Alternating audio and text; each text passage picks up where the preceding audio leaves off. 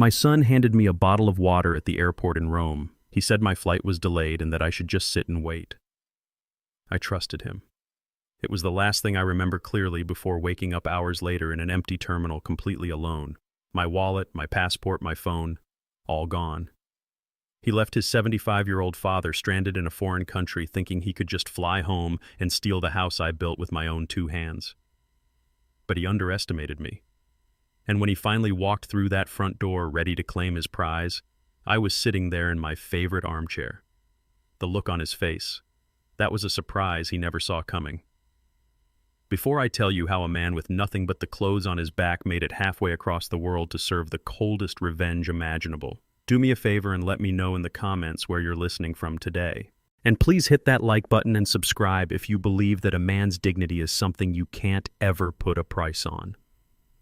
The whole thing started right here in Atlanta at Hartsfield-Jackson Airport. The air hummed with a nervous energy, 1,000 different stories all rushing to their next chapter. My own story felt like it was moving too fast, pulling me along in a current I didn't quite understand. I smoothed down the front of my tweed jacket for the 10th time. It was an old jacket, one my dear Rose had bought for me 20 years ago, but it was clean and pressed. A man should always look his best when he travels, she used to say.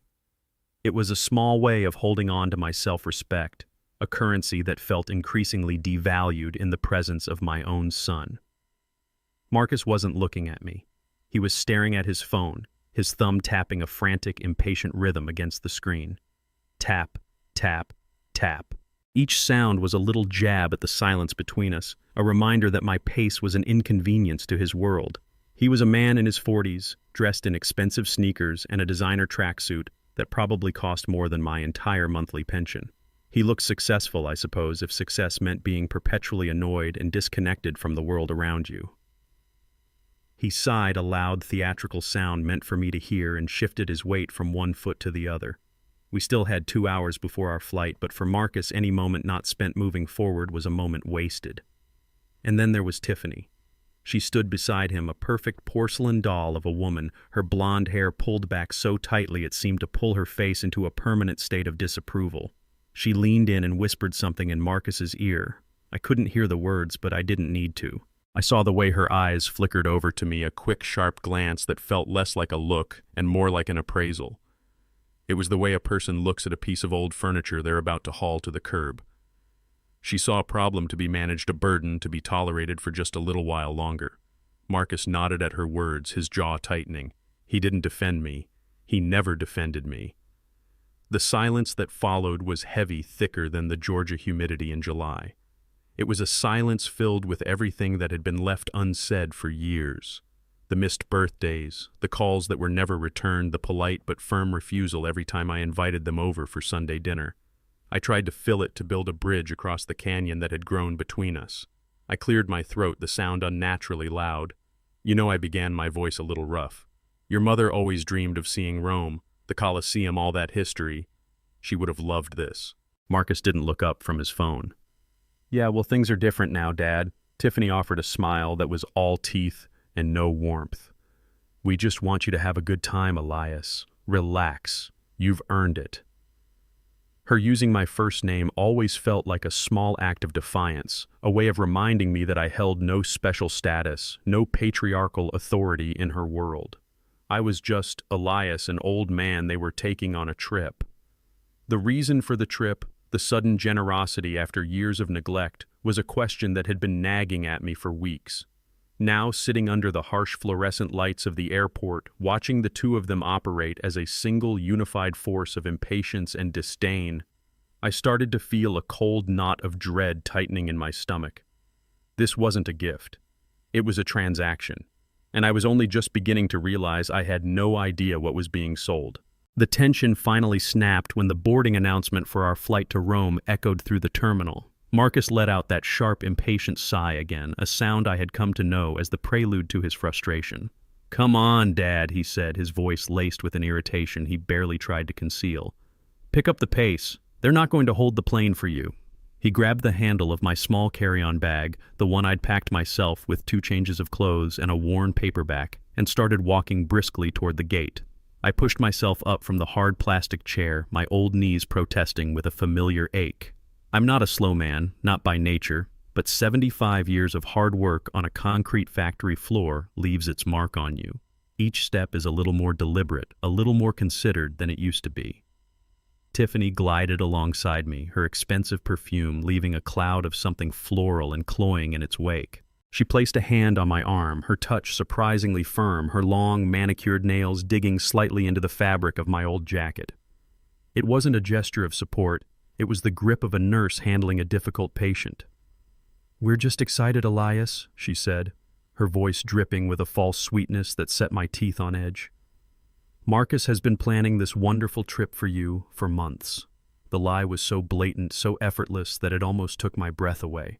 Marcus hadn't planned anything. I knew for a fact this trip had been Tiffany's idea. I'd overheard them arguing about it a few weeks back when they thought I was asleep in my chair, her voice a sharp whisper through the thin walls of my little house. "We have to get him out of the country to handle it cleanly," she'd said. At the time, I'd assumed it was some kind of complicated business deal. The thought that it might be me, well, that thought hadn't even crossed my mind. As we shuffled along in the boarding line, a river of strangers flowing around us, I felt a sudden sharp memory surface unbidden and vivid. It was of Marcus, maybe 19 years old, home from his first year at college. I was working the night shift at the Ford assembly plant back then, coming home just as the sun was rising, my body perpetually sore and smelling of motor oil and hot metal. I walked into the kitchen, and Marcus was sitting at the table, a tuition bill spread out before him like a death sentence. He looked up at me, his eyes full of a young man's worry, the kind of worry that feels like the end of the world.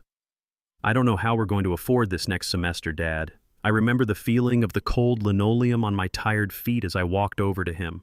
I put my hand on his shoulder, my knuckles swollen and my fingernails permanently stained with a grime that no amount of soap could wash away.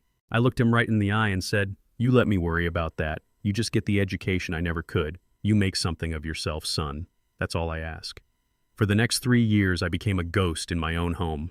I took on every overtime shift they offered me, working doubles until the deafening roar of the assembly line became the soundtrack to my life. I remember the exhaustion so profound it felt like a sickness, the way my hands would shake when I tried to hold a coffee cup after a 16-hour shift. I sold my old fishing boat, the one I used to take out on Lake Lanier, on my rare days off. I cashed in a small life insurance policy. Rose and I had started the one meant for our final expenses. We made it work. I never told Marcus the full extent of the sacrifices. I didn't think I needed to. I thought he would just know. I thought he would see it in the lines on my face, feel it in the calluses on my hands. Now, watching him scan his first-class boarding pass without a backward glance, that memory, once a source of quiet pride, felt like a stone in my gut. It was a reminder of a debt that had been incurred but never acknowledged, a sacrifice that had been forgotten as soon as it was no longer needed. The love of a parent, I realized in that moment, was a one-way street. You just keep giving, and you pray that a little bit of what you give sticks. As we reached the gate agent, he handed his ticket over. The agent smiled. "Enjoy first class, Mr. Vance." Then she took my ticket. "You'll be in row 34, sir. Just follow the signs to the right." Marcus and Tiffany turned left, disappearing behind a curtain, without so much as a goodbye. I turned right alone, just another old man in a cheap seat flying towards a future that was growing darker by the minute. The flight itself was a long, lonely affair. 9 hours is a long time to be suspended between two worlds, especially when you're wedged into a seat that feels like it was designed for a child. I watched a movie with no sound, the images flickering meaninglessly on the tiny screen in front of me. I ate a meal that tasted of cardboard and disappointment. All the while I knew that just a few dozen feet ahead of me, my son and his wife were in a different world entirely, a world of reclining seats, warm towels, and glasses that clinked. When we finally landed in Rome, the city's ancient golden light was a balm to my tired eyes, but the feeling of dread didn't go away. It followed me off the plane, a cold and unwelcome companion. The chaos of the Leonardo da Vinci Fiumicino airport was a shock to the system. 1,000 conversations in a language I couldn't understand swirled around me, a river of sound and motion that was both exhilarating and terrifying. I kept close to Marcus, relying on him to navigate the signs and the crowds. He moved through it all with a brisk, practiced efficiency, Tiffany trailing in his wake like a royal consort. In the taxi, I was relegated to the back seat while Tiffany took the front, claiming she got carsick otherwise. I didn't mind. It gave me a chance to press my face to the window and watch as the suburbs gave way to the city itself. History rose up to meet us from the streets. Ancient aqueducts, stone pines standing like sentinels, glimpses of ochre-colored buildings that looked as if they'd stood for centuries. It was magnificent. I wanted to share the moment to say something to my son, but he never looked away from his phone. I was a tourist in his life, and I was a tourist in this city he'd brought me to. The taxi didn't take us to the grand hotels I'd seen in movies. It veered off the main thoroughfare, diving into a labyrinth of narrow cobblestone streets. It finally stopped in a dark alley next to a graffiti-covered wall and a row of overflowing trash bins. "Here you are, Dad," Marcus announced, his voice unnaturally cheerful. He got out and pulled my single scuffed suitcase from the trunk. The hotel was a shabby-looking building, its plaster stained with age and damp. The sign above the door had letters missing. This was not the Rome I had imagined. "This is just for a night or two," Marcus said, avoiding my eyes. "It's in a very authentic neighborhood. Tiffany and I have to stay at a different hotel across town. It's a business thing, you know, closer to our meetings." He was a terrible liar. His words came out too quickly, and a small muscle twitched in his jaw. He and Tiffany walked me into the lobby, which smelled of stale cigarette smoke and bleach. They didn't come up to the room. They said their goodbyes right there, promising to call in the morning to make plans. The click of the door closing behind them echoed in the empty lobby like a final judgment. My room was on the third floor, up a narrow, winding staircase.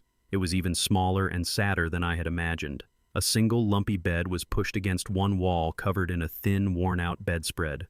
A bare bulb dangled from a wire in the ceiling, casting long, gloomy shadows across the faded, peeling wallpaper. The only window looked directly out onto a brick wall, so close I could have reached out and touched it. The only sound was the drip, drip, drip of a leaky faucet in the tiny, rust-stained bathroom. It was the kind of place a man goes to when he's trying to disappear. I sat on the edge of the lumpy bed for a long time, the springs groaning in protest.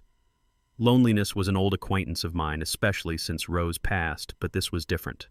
This was a deliberate, manufactured isolation. After an hour of listening to the dripping faucet, I remembered my old phone had a Wi-Fi function. I fumbled with it, managing to connect to the hotel's painfully slow network.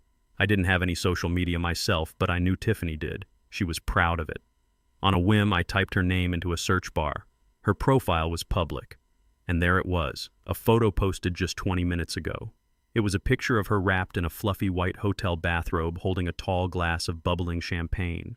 She was standing on a pristine marble balcony, and behind her, bathed in the golden light of the setting sun, was the unmistakable silhouette of the Colosseum. The caption underneath the photo was a final twist of the knife. It read, "So tired from a long day of work meetings in Rome, this view is just what I needed. Hashtag business trip, hashtag Rome, blessed." I stared at the image, at the lie, at the sheer, unadulterated cruelty of it. They weren't in meetings. They were living a life of luxury, a life paid for by the very man they had just hidden away in a forgotten corner of the city. The bright, perfect image on my phone screen and the dim, sordid reality of my little room crashed together in my mind. The knot of dread in my stomach tightened into a cold, hard certainty. This was not a vacation. This was something else entirely. The next morning, I woke to the sound of the dripping faucet, a monotonous rhythm that seemed to be counting down the seconds of my confinement. No one called. I stayed in that small, suffocating room all day, the four walls closing in on me. I thought about just walking out, trying to find my way to the Colosseum I'd seen in Tiffany's photograph, but the thought of navigating that massive foreign city alone without the language was daunting. It was exactly what they wanted. They wanted me to feel helpless, to feel dependent on them. It was a cage without bars, the most effective kind of prison. They finally appeared late the next afternoon, not with apologies, but with an air of strained cheerfulness. Marcus was holding a plastic grocery bag. "We brought you some pastries, Dad," he said, placing the bag on the small, wobbly table. Tiffany surveyed the room with that same look of distaste. "Elias, you really should have told us the room was this rustic. We could have found you something better."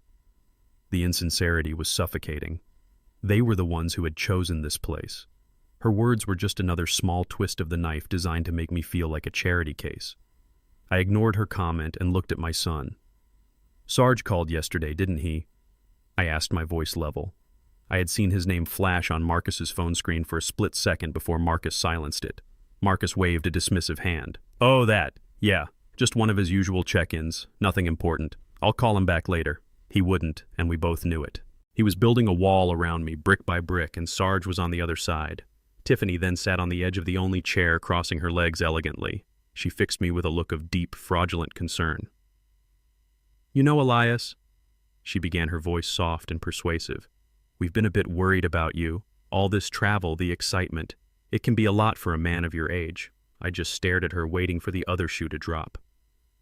"My doctor was just telling me," she continued, her eyes wide with feigned sincerity, "that men over 70 are at an extremely high risk for strokes when they travel. The change in altitude, the different food. It can be a shock to the system. One moment you're fine and the next—" She let the sentence hang in the air, a beautiful poisonous cloud. It wasn't a warning, it was a threat.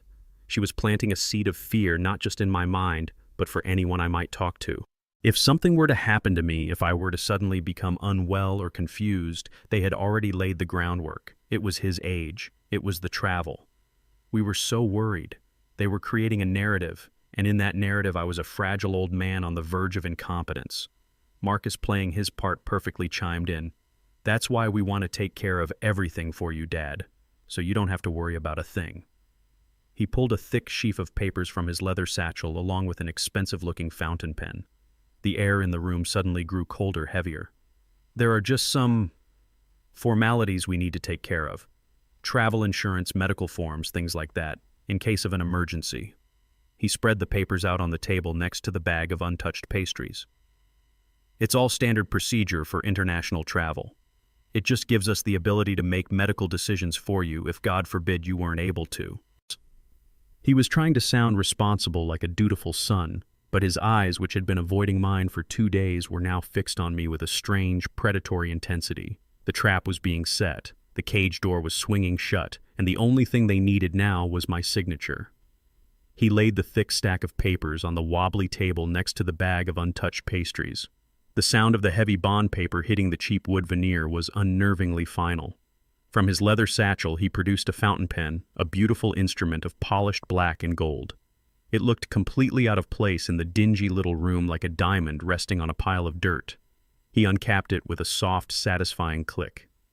"This is just a formality, Dad," he said, his voice a smooth, reassuring purr that I hadn't heard from him in years. "Just some standard forms for when an American citizen travels abroad. It's for your own protection." He pushed the stack towards me. "This one here," he said, tapping the top page, "is a medical consent form. It just gives me the ability to make decisions if, God forbid, you had a fall or something and weren't able to speak for yourself." He flipped a few pages. "And this one is a temporary power of attorney. It's just for the duration of the trip. It's so I can talk to the banks back home for you, handle any bills that come up while you're gone. The last thing we'd want is for you to be worried about paperwork while you're on vacation."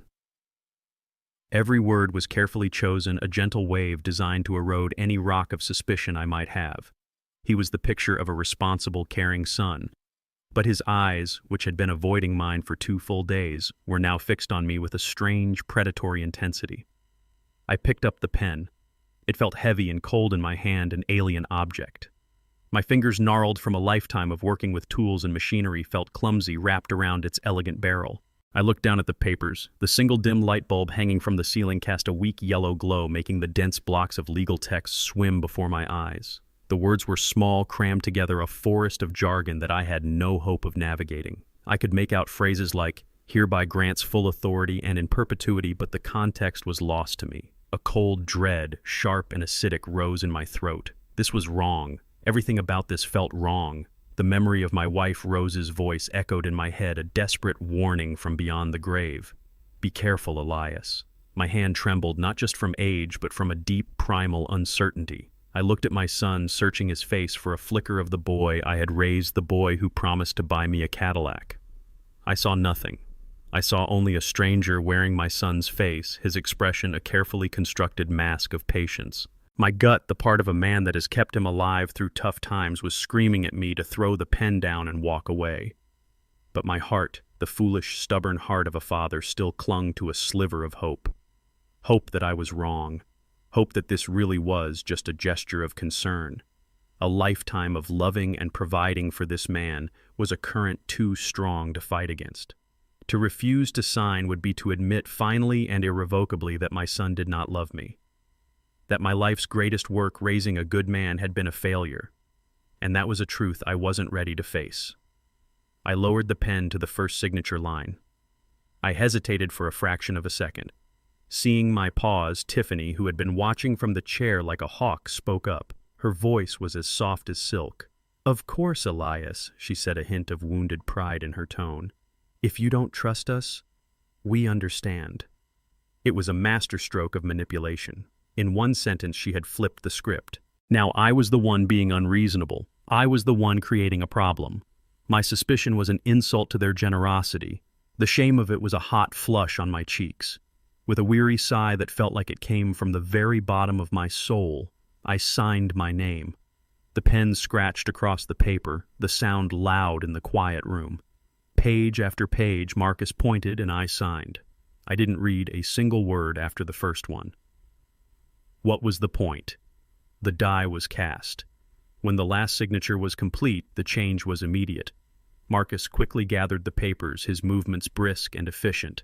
The mask of the caring son fell away, replaced by the cool focus of a businessman who had just closed a deal.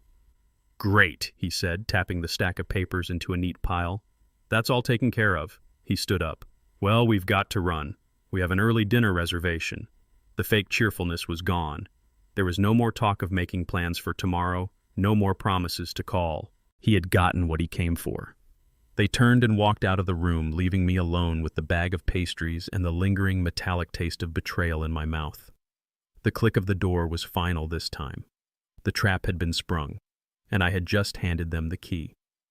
For a long time after they left, I just sat there on the edge of that lumpy, unfamiliar bed. The room was silent again, except for the ceaseless drip, drip, drip of the faucet, a sound that was beginning to feel like a form of torture.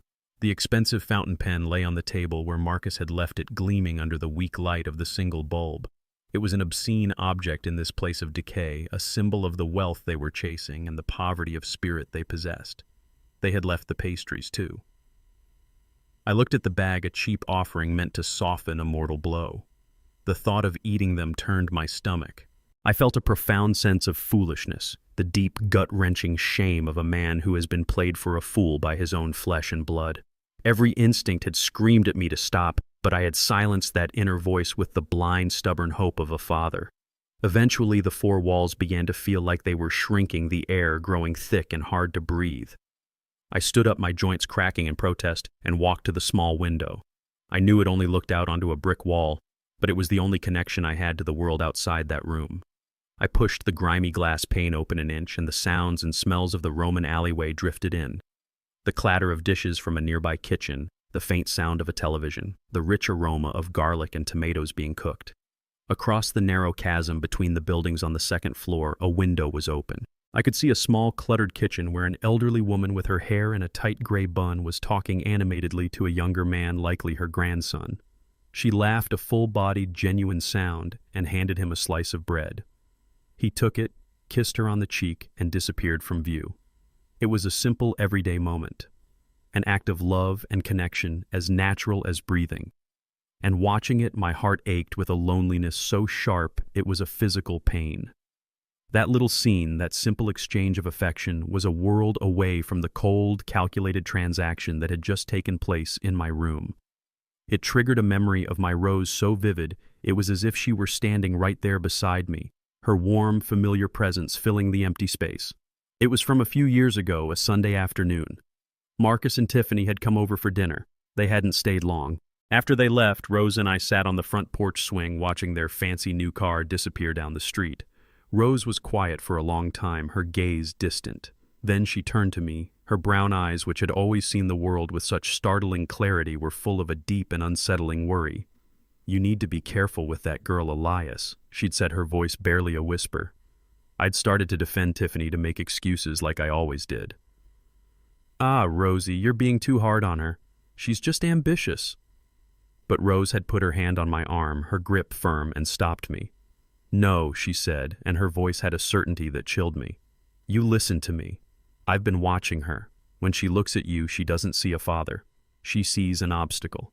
And her eyes aren't looking at Marcus. They're looking at the bricks of our house. They're looking at the land our garden is on. She's not building a future with our son. She's estimating the value of his inheritance." I had dismissed it then. I'd told her she was being cynical. I had defended my son and the woman he had chosen. I had chosen my foolish hope over my wife's clear-eyed wisdom. The memory faded, and I was back in the dim, damp hotel room in Rome, the ghost of her words hanging in the air. Her eyes are looking at the bricks of our house. The truth of it, the terrible prophetic truth of it, hit me with the force of a physical blow. This wasn't about a vacation. This wasn't about medical emergencies.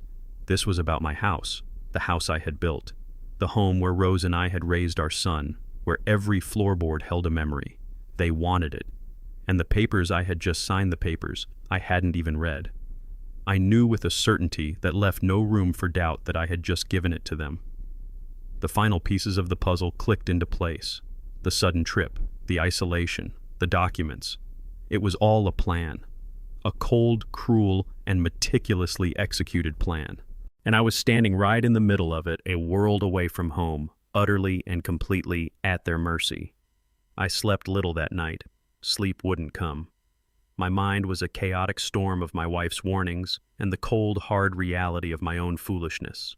I had willingly walked into a trap, and now all I could do was wait for it to spring. When Marcus and Tiffany arrived the next morning, their smiles were too bright, their voices too cheerful. It was the forced, frantic energy of people trying to pretend that everything was normal when it was anything but. They didn't mention the papers I had signed. They spoke of the beautiful weather, of the delicious breakfast they'd had on their hotel terrace. It was a cruel performance, and I was their unwilling audience of one. "Ready for the big day, Dad," Marcus said, clapping me on the shoulder a little too hard. "Time to fly home." He made a show of helping me with my single suitcase, a gesture of filial duty that was utterly hollow. The ride to the Fiumicino airport was a repeat of our arrival, a journey steeped in a tense, suffocating silence. This time, however, I wasn't looking at the ancient ruins outside the window. I was watching my son and his wife in the rearview mirror. I watched the quick, nervous glances they exchanged when they thought I wasn't looking.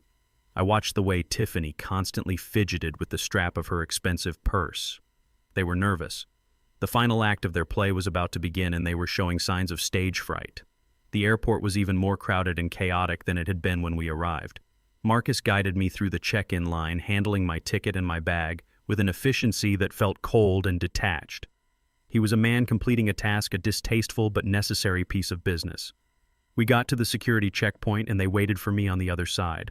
As I gathered my things from the plastic bin, my belt, and my old worn shoes, Marcus led me towards a waiting area near a gate. It was a quiet corner away from the main flow of traffic.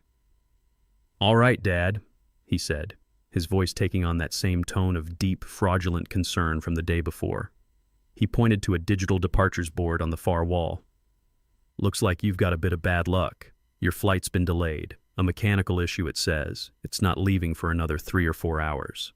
I looked at the board. From this distance, the letters and numbers were just a blurry, indecipherable mess to my old eyes. He could have been reading me a weather report for all I knew. Tiffany stood a few feet away, suddenly fascinated by a duty-free shop window, her back turned to me. She couldn't watch this part. Her nerve was failing her, and that more than anything else told me that the final betrayal was at hand. Marcus then reached into his carry-on bag and pulled out a sealed bottle of water. He twisted the cap, the plastic seal breaking with a sharp crack. "You should sit here and rest," he said, pressing the bottle into my hand. "No point in wandering around. Just stay put, and we'll come back and check on you before you board. Drink some water. You don't want to get dehydrated." His insistence was a blaring alarm bell in my head. A normal person would just say, "See you in a few hours." They wouldn't be so concerned with me drinking a specific bottle of water right at that moment. I looked down at the bottle in my hand. Then I looked at Tiffany. She was still pretending to be interested in a display of perfume, but I could see her reflection in the glass. Her face was pale, her expression tense. She was watching us. She was waiting. I knew with a certainty that was as solid and as cold as the tile floor beneath my feet that the water was not just water. What was in it? A sleeping pill. Something stronger. I had a choice. I could throw the bottle on the ground. I could start shouting because a scene accused them right then and there. But what would happen? They would claim I was confused, that I was a sick old man having an episode. They had the papers to prove it now, the papers I had signed myself. They would call security, and I would be the one who looked crazy. I would be playing right into their hands. So I made a different choice. I decided to see their treachery through to its end. I would let them play their final card. I looked up at my son, the man whose college education I had paid for with my sweat and my health. I looked into his eyes and saw nothing there. No love, no remorse, just a cold, empty resolve. "Thank you, son," I said, my voice steady. "I am feeling a little tired." I raised the bottle to my lips and took a long, deep drink. The water had a faint, almost unnoticeable chalky taste. Marcus's shoulders relaxed, a barely perceptible release of tension. "Good," he said, his fake smile returning. "You just rest up. We'll be back soon." Tiffany finally turned around, a look of profound relief on her face. They both walked away, not towards another gate, but towards the main exit, their steps quick and purposeful. I watched them go until they were swallowed up by the crowd. I sat on the hard plastic chair, the half-empty bottle of water in my hand, and waited for the darkness to come. It didn't take long. The roar of the airport began to soften, the bright lights began to blur at the edges, and a heavy, irresistible weariness washed over me. My last conscious thought was of my Rose, and I prayed that wherever she was, she would forgive me for not listening. Then everything went black. The water didn't taste right. There was a faint, almost unnoticeable chalky aftertaste, a slight bitterness that coated the back of my tongue. At first, I dismissed it. It was probably just Italian tap water, different from what I was used to back in Atlanta, but the thought, a small, sharp splinter of suspicion, had lodged itself in my mind. I watched Marcus and Tiffany walk away, their steps quick and purposeful. They didn't look back. Not once. A normal son, a son who was leaving his elderly father alone in a foreign airport for a few hours, would have turned around, given a final wave, a reassuring nod. They did nothing. They just receded into the river of travelers, two anonymous figures dissolving into the crowd. I watched them go until they were swallowed up completely. And then I was alone. I sat on the hard plastic chair, the half-empty bottle of water held loosely in my hand. The roar of the airport, which had been a chaotic but distant symphony of sounds, began to change. The sharp edges of individual noises, the rattle of a rolling suitcase, the sharp beep of a service cart, the crisp voice of an announcer over the intercom began to soften and blur together. It was as if someone had stuffed cotton in my ears. The distinct sounds merged into a single, low, humming drone, like the buzz of 1,000 insects on a hot summer day. It was disorienting. I shook my head, trying to clear it, but the humming only grew louder, more insistent. Then a profound heaviness began to settle into my limbs. It started in my feet, a leaden weight that felt as if my old leather shoes had been filled with wet sand. The feeling crept up my legs, into my thighs, my hips. It wasn't the familiar ache of old bones or the weariness of a long journey. This was a syrupy, oppressive weight, a physical force that was pulling me down, anchoring me to the cheap plastic chair.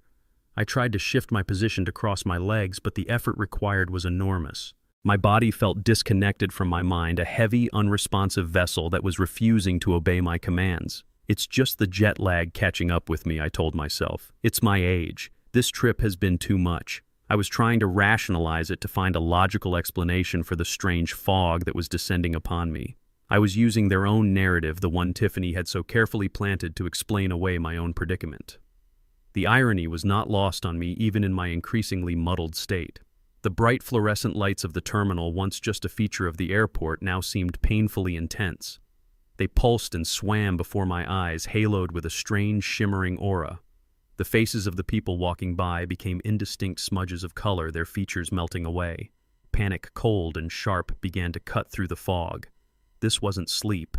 This wasn't fatigue. This was something else. This was the chalky taste of the water. This was Tiffany's nervous expression. This was Marcus's final hollow smile. I knew what was happening. I tried to fight it. I tried to force my eyes to focus. I tried to lift my hand to wave someone down to get help, but my arm was a dead weight, impossibly heavy. My eyelids felt like they had tiny lead weights attached to them, and they were getting heavier with every blink. With the last ounce of my will, I forced my head up and looked towards the main exit, the spot where I had last seen my son. My vision was blurry, like looking through a rain-streaked window. I could just make out their two silhouettes standing near the glass doors that led out into the Italian sunshine. They weren't moving. They were watching me. They had been watching me this whole time, waiting to make sure their poison did its work. As I watched, their forms began to waver and distort, the edges blurring into the bright light behind them. They looked like ghosts, like half-forgotten figures from a bad dream. One of them raised a hand, I couldn't tell which one. Not in a wave, but in a gesture that seemed final, like a closing punctuation mark at the end of a long and cruel sentence. Then they turned and stepped through the doors, disappearing into the light. The humming in my ears became a roar. The leaden weight in my limbs became an anchor, pulling me down into a deep, dark ocean. The world dissolved into a swirling vortex of light and sound, and then into absolute blackness. The automatic glass doors of the airport hissed open, and the cool, conditioned air of the terminal was replaced by the mild, damp air of the Roman night. A security guard, a young man with a weary expression, had found me during his rounds. He hadn't been unkind, but he had been firm. I couldn't stay in the airport. I had no ticket, no passport, no reason to be there. He pointed me towards a bus stop, speaking to me in a mixture of broken English and Italian, but his gestures were universal. "You have to leave." So I did. I stepped out into the night, a ghost pushed out of a tomb, and began to walk. I had no destination. My feet, clumsy and heavy from the lingering effects of the drug, simply moved one in front of the other. The city was alive around me, a stark contrast to the dead silence of the airport. Vespas buzzed by like angry hornets, their headlights cutting sharp cones of light into the darkness. From the open doorways of cafes and restaurants, I could hear the sounds of laughter and conversation, the clinking of glasses. I could smell the rich aroma of food, garlic, baking bread, roasting meat, and the scent was a physical torment. A sharp gnawing ache started deep in my belly. It had been more than a day since I'd last eaten, and the hunger was becoming a demanding, insistent presence. I kept to the shadows, my head down, my hands shoved deep into my empty pockets. I felt a profound sense of shame, of humiliation, so deep it was a physical weight on my shoulders. People who passed me on the street gave me a wide berth. They saw what I had become, a disheveled old man, lost and alone, a piece of human debris washed up on the shores of their beautiful city. In a single day, I had gone from being Elias Vance, homeowner, retiree, and father, to being invisible. A specter haunting the edges of a world that was no longer mine. My legs eventually began to give out. The unfamiliar shoes I'd worn for the flight were rubbing my heels raw, and the ache in my knees had become a sharp, stabbing pain. I stumbled into a small, dark park, a little patch of green and shadow nestled between towering apartment buildings. In the center of the park, under the dim orange glow of a single lamppost, was a row of empty benches. I looked at them, and a wave of disbelief and self-loathing washed over me. I had worked for 50 years. I had paid my taxes. I had owned my own home. I had raised a son. I was not a man who slept on park benches. But the man I used to be was a world away. The man I was now had no other choice. I chose the bench furthest from the light in the deepest part of the shadows. It was made of cold, unyielding iron, intricately worked but unforgiving. I sat down, and the chill of the metal seeped through my thin trousers and into my bones, a damp, persistent cold that no amount of shivering could ward off. I pulled my old tweed jacket tight around me, but it was a pathetic defense against the night air. The city sounds were different here, more distant. The traffic was a low rumble. A dog barked somewhere in the distance, and then I heard it, the faint, mournful wail of a siren, an ambulance or a police car, its sound rising and falling as it raced through the labyrinthine streets. It was the loneliest sound in the world. I curled up on my side, trying to make myself as small as possible to conserve whatever body heat I had left. I drew my knees up to my chest, my arms wrapped around them. It was the position of a child, not a 75-year-old man. The iron bars of the bench pressed into my hip and my shoulder. Every few minutes, a shiver would rack my body. The hunger in my stomach was a dull, constant ache. I closed my eyes, and all I could see was my own bed in my own house in Atlanta. I could almost feel the familiar weight of the quilt my rose had made smell the faint, clean scent of the sheets. The memory was so vivid, so painful that a single hot tear escaped my eye and traced a cold path down my cheek. I had lost everything. My dignity, my identity, my home. Lying there shivering in the Roman darkness, I felt a despair so profound I thought it might swallow me whole. The ember of defiance that had sparked in the airport had been all but extinguished by the cold, hard reality of my situation. Now there was only one goal: to survive until morning. I woke to the jarring sound of a street sweeper and the harsh, unforgiving light of morning. For a blissful, disoriented second, I didn't know where I was. Then I felt the cold iron bars pressed against my back, and the reality of my situation came crashing back down on me with the weight of a physical blow. I was still in the park. I had survived the night, if you could call it that. Every muscle in my body screamed in protest as I slowly, painfully pushed myself into a sitting position. My neck was a knot of fire. My hip felt like it had been bruised to the bone. I was a 75-year-old man, and I had just spent the night on a park bench in Rome, Italy. The sheer absurdity of it would have been laughable if it wasn't so utterly tragic. The city was waking up around me. The streets were filling with the sounds of morning commuters, the air with the smell of diesel fumes and fresh coffee. The aroma of the coffee was a sweet torture. The gnawing ache in my stomach from the day before had sharpened into a painful, cramping hunger. Even more pressing, however, was a desperate sandpaper-like thirst. My mouth was dry, my tongue thick. I knew I couldn't survive long without water. That became my first and only mission: find water. I got to my feet, my body stiff and uncooperative. I must have been a sorry sight, my old tweed jacket wrinkled and damp with dew, my face unshaven, my hair a mess. I didn't care. Survival strips you of vanity. I began to walk, my eyes scanning everything, every shop front, every alleyway, looking for a sign, a symbol, anything that meant water. I walked for what felt like miles, my thirst growing with every step. I was about to give up, to simply sit on a curb and wait for whatever came next, when I saw it. Tucked into a small, sun-drenched piazza was a small cast-iron fountain constantly streaming a thin, clear jet of water into a stone basin below. It was one of Rome's famous nasoni, the little noses as they called them. To me, it looked like a miracle. I practically stumbled towards it, my heart pounding with a desperate relief. I didn't care who was watching. I cupped my hands under the stream of cold, clean water and brought them to my lips. I drank and drank again, the water so cold it made my teeth ache. It was the most delicious thing I had ever tasted. I splashed water on my face, rinsing away the grime and the weariness of the night. For a moment, just a moment, I felt human again. The water quenched my thirst, but it did nothing for the crushing humiliation that was settling over me. I was drinking from a public fountain like a stray dog. As I stood there wiping my mouth on the back of my hand, a group of tourists walked into the piazza. They were an American family, I could tell from their accents.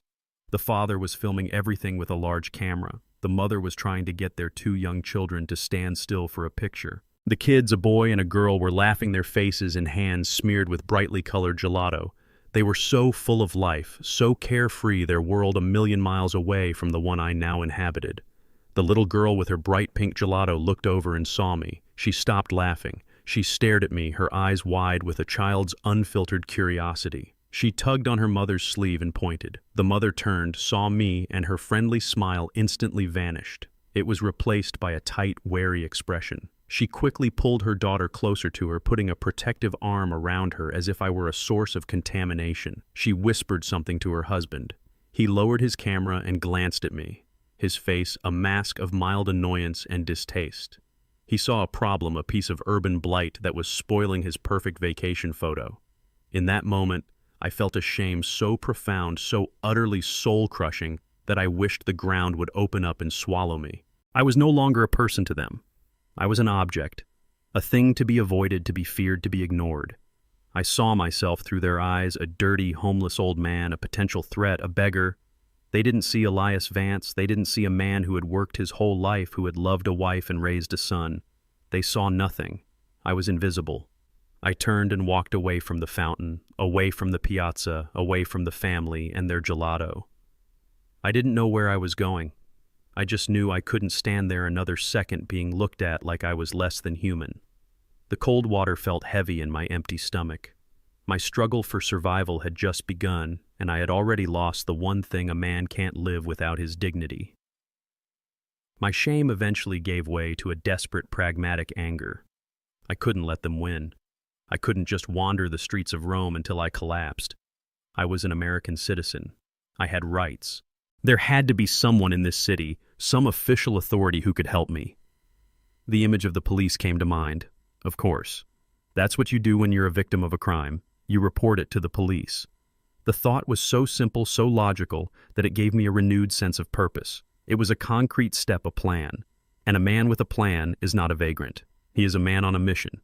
Finding them was the first challenge. I started walking towards the more crowded, tourist-filled streets, figuring that's where I'd be most likely to find a police presence. As I walked, I rehearsed what I would do. I had no language. I would have to communicate through gestures, through pantomime. I practiced in my mind. I would point to my empty pockets. I would make a gesture of a wallet being taken. I would mimic sleeping on a bench. I would point to an imaginary airplane in the sky. It seemed plausible. Surely they dealt with things like this all the time. Stolen passports, lost tourists. They would understand. They would have a procedure. They would help me. The hope, fragile as it was, began to warm me from the inside out. After nearly an hour of walking, I saw them. 2 carabinieri, the Italian national police, standing on a street corner near a magnificent, ancient-looking fountain. They were an impressive sight, almost theatrical in their appearance. They wore striking dark blue uniforms with a brilliant red stripe down the leg of their trousers and tall, formal-looking hats. They stood with a relaxed but authoritative posture, their hands resting on the butts of the holstered pistols at their hips. They were talking to each other, their expressions serious. They looked like men who commanded respect, men who maintained order in this chaotic city. They were exactly who I was looking for. My heart began to pound a nervous but hopeful rhythm. This was it. This was my chance to be seen, to be heard, to stop being invisible. I took a deep breath to steady my nerves and walked towards them. I approached them slowly, respectfully, not wanting to startle them. "Excuse me," I said, my voice a little shaky. "Excuse me, officers." They stopped their conversation and turned to look at me. 2 pairs of dark, unreadable eyes fixed on me. And in an instant, the fragile hope that had been building inside me began to crumble. Because they weren't looking at me with the neutral, professional curiosity of a police officer assessing a situation. They were looking at me with the same expression the mother in the piazza had worn, a look of instant, weary suspicion, a look of distaste. Before I even had a chance to speak, to begin my desperate pantomime, one of them, the taller one with a sharp, angular face, raised his hand in a dismissive gesture, a flick of the wrist that meant, "Go away." He said something in Italian, his tone sharp and impatient. I didn't understand the words, but the meaning was brutally clear. "Move along. You're a nuisance. We have no time for you." I tried to press on. I held up my hands to show I meant no harm. I pointed frantically at my empty pockets, my voice rising with a desperate edge. "My wallet," I said the English word, feeling useless and foreign. "My passport. My son." I mimed the act of sleeping on the bench, of being drugged. My desperate gestures only seemed to confirm their initial assessment of me. They exchanged a look, a quick knowing glance that said, "Another crazy old man. A drunk, maybe." The second officer, a stockier man with a thick mustache, stepped forward.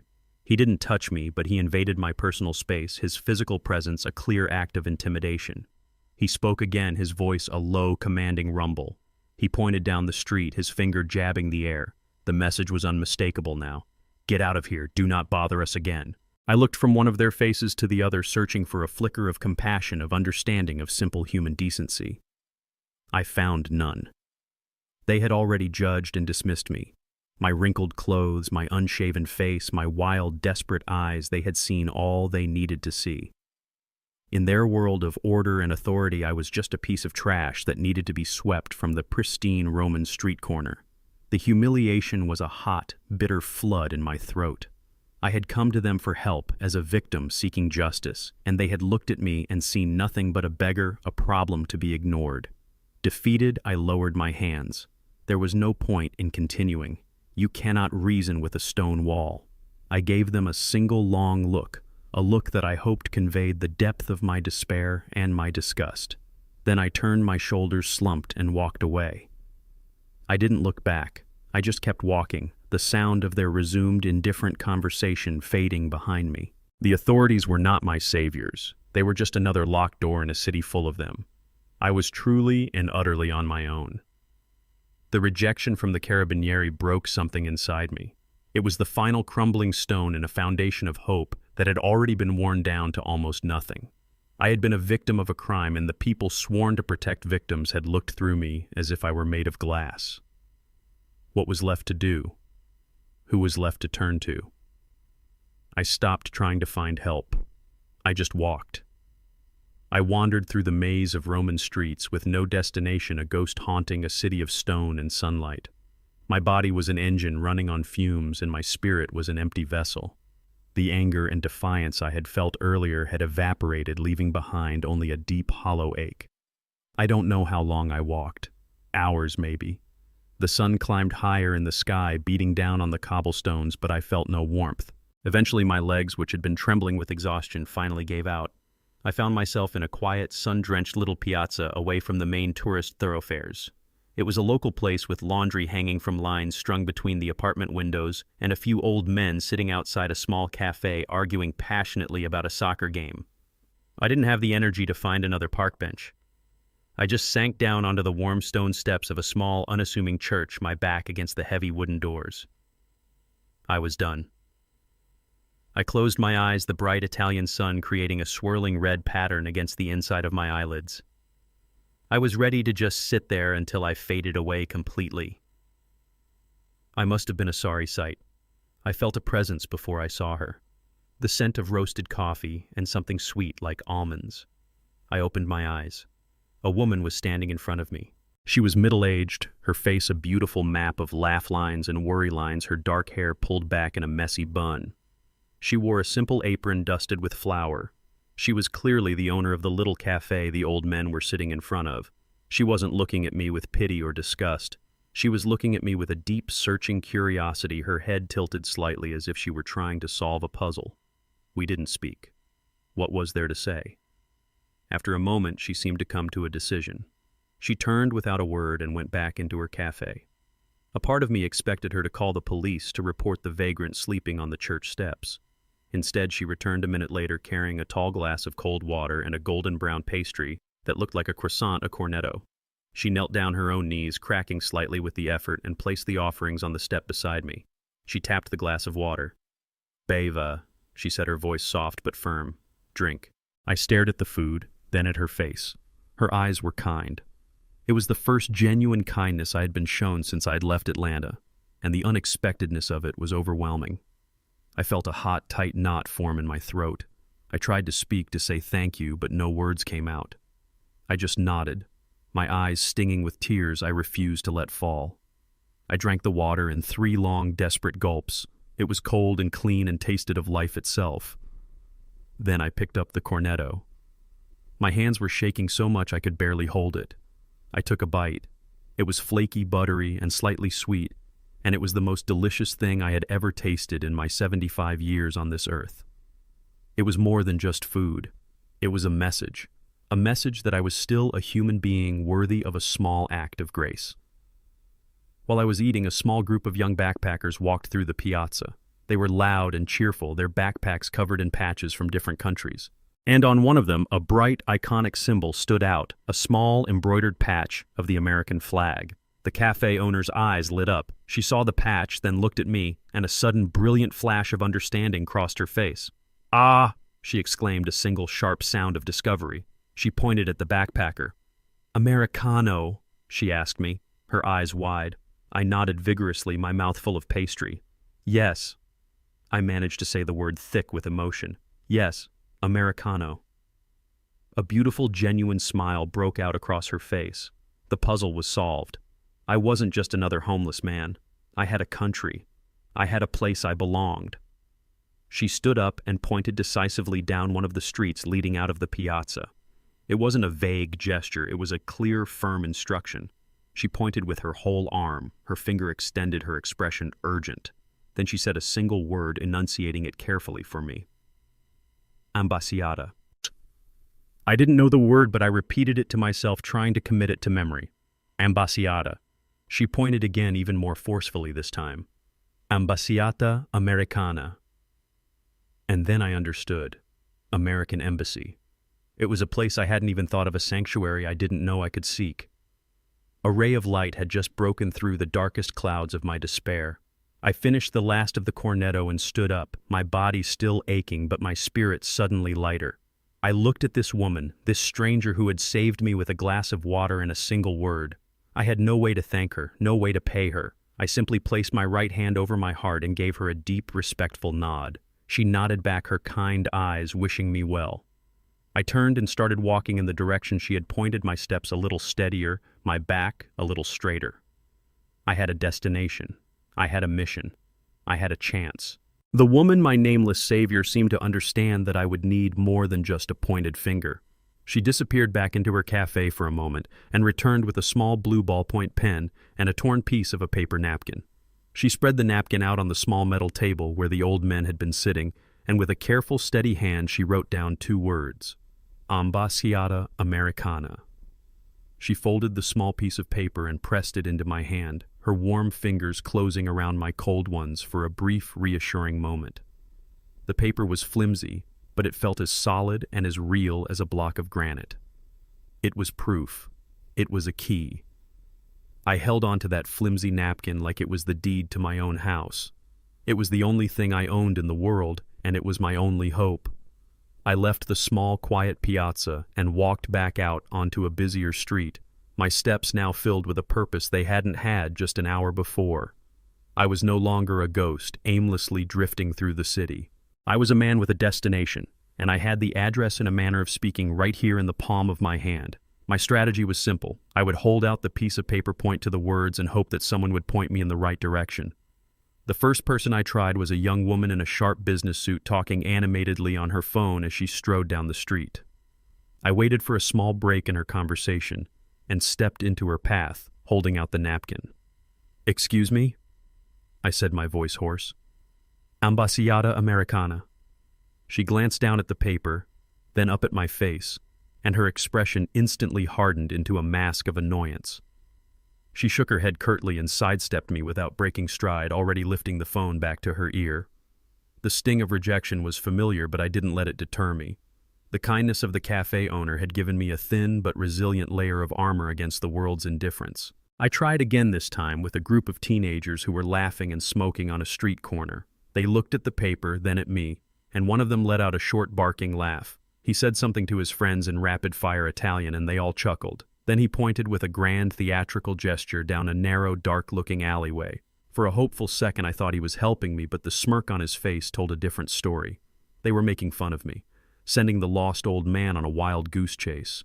I just nodded, pretending to be grateful, and walked away, the sound of their laughter following me down the street.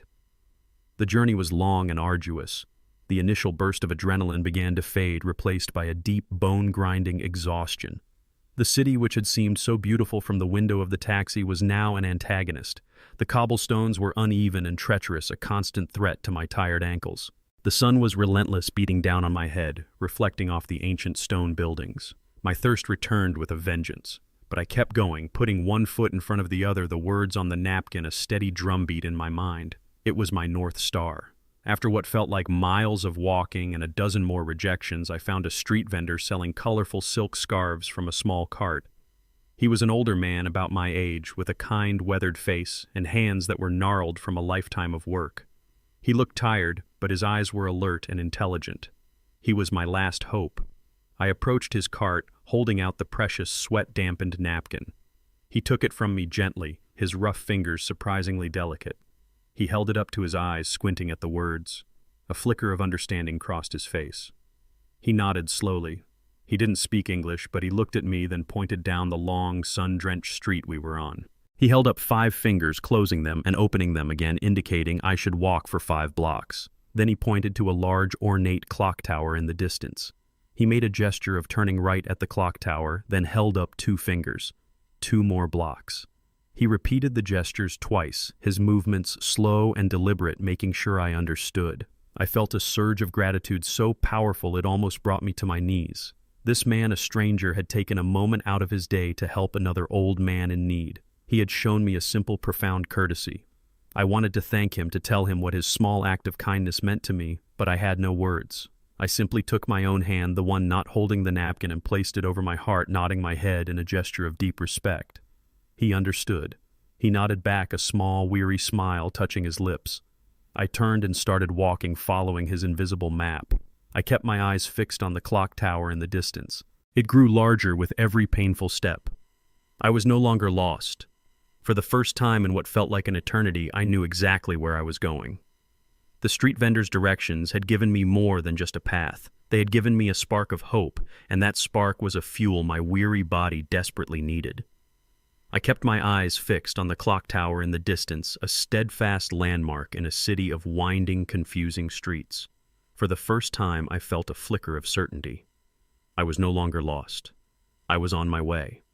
I walked with a new resolve, my pace a little quicker, my back a little straighter. The oppressive weight of despair had lightened, replaced by a single-minded focus on the word that had become my mantra, ambasciata. My journey took me out of the narrow alleys and onto a wide, elegant boulevard, lined with impossibly luxurious shops. The names on the polished brass signs were a litany of wealth I could barely comprehend: Gucci, Prada, Versace. Impeccably dressed men and women glided in and out of the stores, their arms laden with expensive-looking bags. They moved in a world of effortless privilege, a universe away from the grit and grime of the factory floor where I had spent my life. I was an alien here, a ghost from a different reality, and I kept my head down, trying to remain invisible, just another shadow on their sun-drenched pavement. And then I saw it. Nestled between a jewelry store and a high-fashion boutique was a car dealership. But it wasn't just any dealership. The showroom was a palace of glass and gleaming chrome, and inside, resting on polished marble floors like sculpted works of art, were cars so beautiful they didn't seem real. Sleek, powerful Maseratis and fiery red Alfa Romeos. They were the kind of cars you only see in movies, symbols of a life so far removed from my own, it might as well have been on another planet. I stopped in front of the massive plate glass window, not out of any desire for the cars themselves, but with a kind of weary fascination. As I stared at the flawless, gleaming metal, a memory sharp and painfully vivid pierced through the fog of my exhaustion. It was a Saturday afternoon more than 30 years ago on a sunny street in our Atlanta neighborhood. Marcus was about 10 years old. We were walking home from the barber shop, and a neighbor had just bought a brand new Cadillac. It was a magnificent machine, a deep glossy black with fins like a rocket ship and more chrome than I had ever seen on one car. It was parked at the curb, shimmering in the Georgia sun, the absolute pinnacle of success in our working-class world. Marcus stopped dead in his tracks, his mouth hanging open in awe. He stared at the car as if it were a visiting spaceship.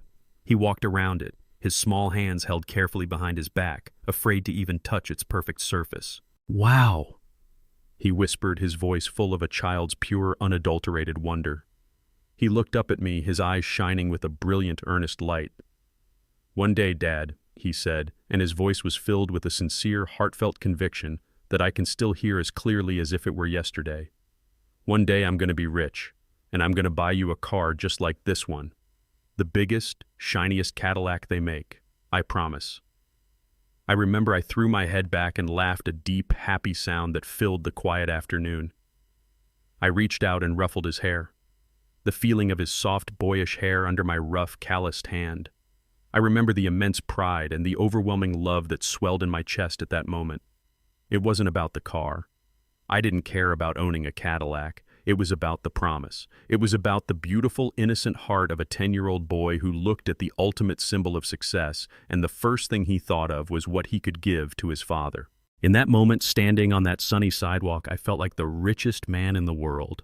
The memory faded, and I was back on the cold, hard pavement of Rome, staring at my own haggard reflection in the dealership window.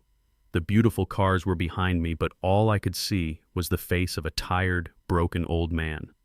The contrast between the two moments, the sun-drenched memory of a boy's beautiful promise and the cold, gray reality of the man that boy had become, was a chasm I could not cross. The promise wasn't just about a car, it was about love. It was about respect. It was about taking care of me.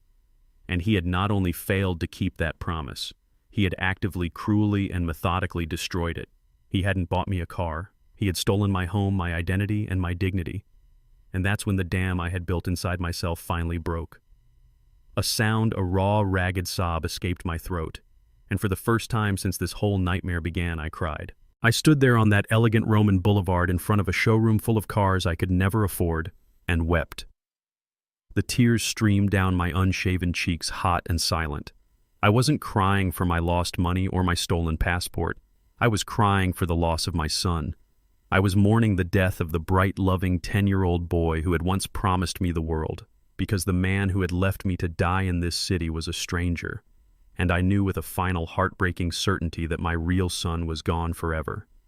The tears dried on my face, leaving salty, tight tracks on my weathered skin.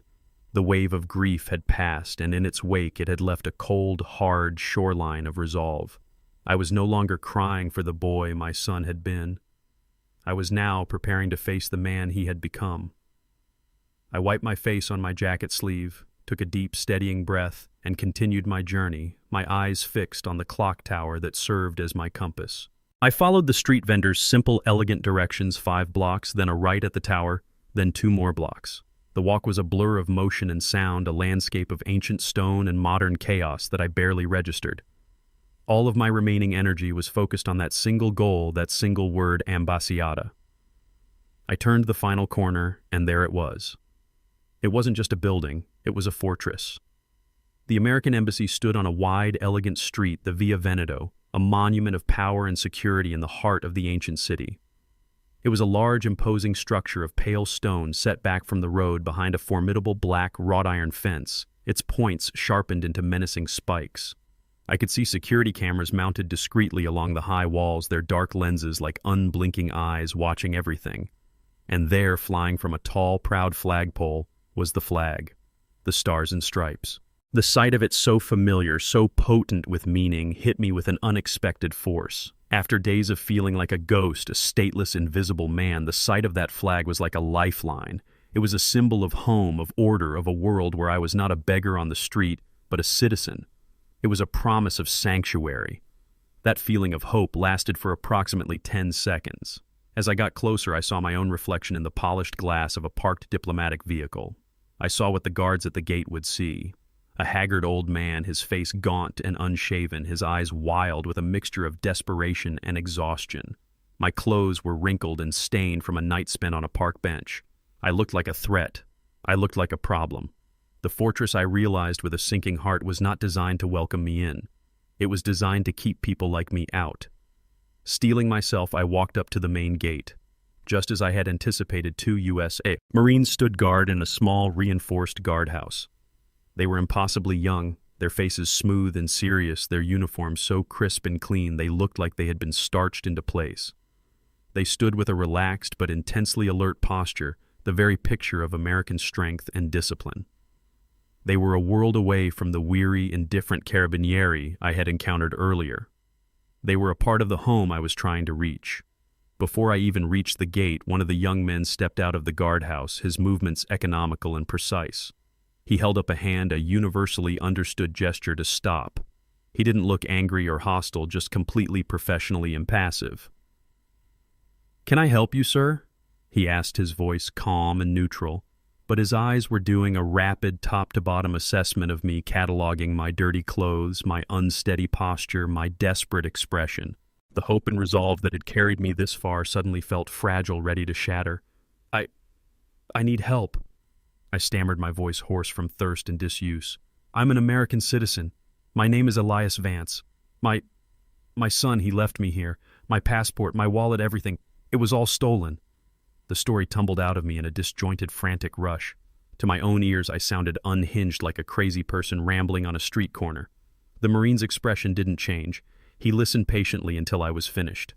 "I understand, sir," he said, and the politeness of his tone was somehow more crushing than open hostility.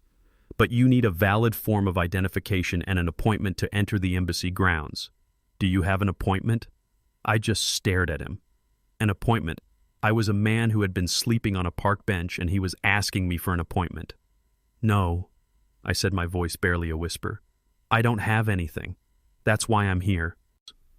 "In that case, sir," the Marine continued, his voice still perfectly level, You'll need to report the theft to the local Italian police, the Polizia di Stato. They can file a report for you. You can also visit the State Department website for instructions on how to apply for an emergency passport. A website. He was directing me to a website. A man with no phone, no money, no computer. He was following his protocol, a checklist in a binder, and on that checklist there was no box for a man like me. He was offering me a bureaucratic solution to a life-or-death problem. The last of my hope died. It was a quiet, final death. To have come all this way, to have walked across this city on nothing but a prayer, only to be stopped at the very last step by a wall of rules and regulations. It was a blow I didn't think I could recover from. I was about to turn away, to just slump down on the curb and wait for the end, when something inside me, some last stubborn ember of defiance, refused to be extinguished. I had been dismissed, ignored, and treated like trash for 2 days. I would not be dismissed again. I looked the young Marine right in the eye, my own gaze hardening. "Son," I said, my voice low and steady, now filled with a strength I didn't know I still possessed. "I served my country for 4 years. I worked in an American factory for 50 years. I paid my taxes. This flag," I said, pointing a trembling finger at the flag flying over the compound, "is my flag, and this ground is my ground. I am an American citizen in distress, and you are not turning me away." My words hung in the air between me and the young Marine, a quiet but unshakable challenge. I had nothing left to lose, and in that I found a strange kind of strength. I would not be moved. The Marine's impassive expression flickered for just a second. He saw something in my eyes, I think not the rambling confusion of a vagrant, but the hard, stubborn pride of a man who had been pushed too far. He didn't lower his weapon, but he didn't raise it either. He simply stood his ground, assessing me. The other Marine spoke quietly into a radio on his shoulder. There was a moment of tense silence, broken only by the distant sounds of Roman traffic. Then the first Marine spoke, his voice still formal, but with a new, almost imperceptible note of respect. "Sir, please wait here." He didn't need to tell me. I wasn't going anywhere. A few minutes later, a man in a sharp suit came out and spoke quietly with the guards. He glanced at me, his expression unreadable, then nodded. The heavy iron gate, the one that had seemed like the final insurmountable barrier, swung inward with a soft electronic hum. "Come with me, sir," the man in the suit said. I was escorted through the gate and into the embassy compound. The moment I stepped onto the grounds, the moment my worn-out shoes touched American soil, it felt as if a massive invisible weight had been lifted from my shoulders. The chaotic noise of the city faded away, replaced by a quiet, orderly calm. I was in a sanctuary. I was in a way home. I was led through a series of cool, quiet corridors into a small, windowless interview room. It was a sterile, impersonal space furnished with nothing more than a simple table and 3 chairs. The walls were a bland, institutional beige. The only decoration was a framed photograph of the president and a small American flag standing on the corner of the table.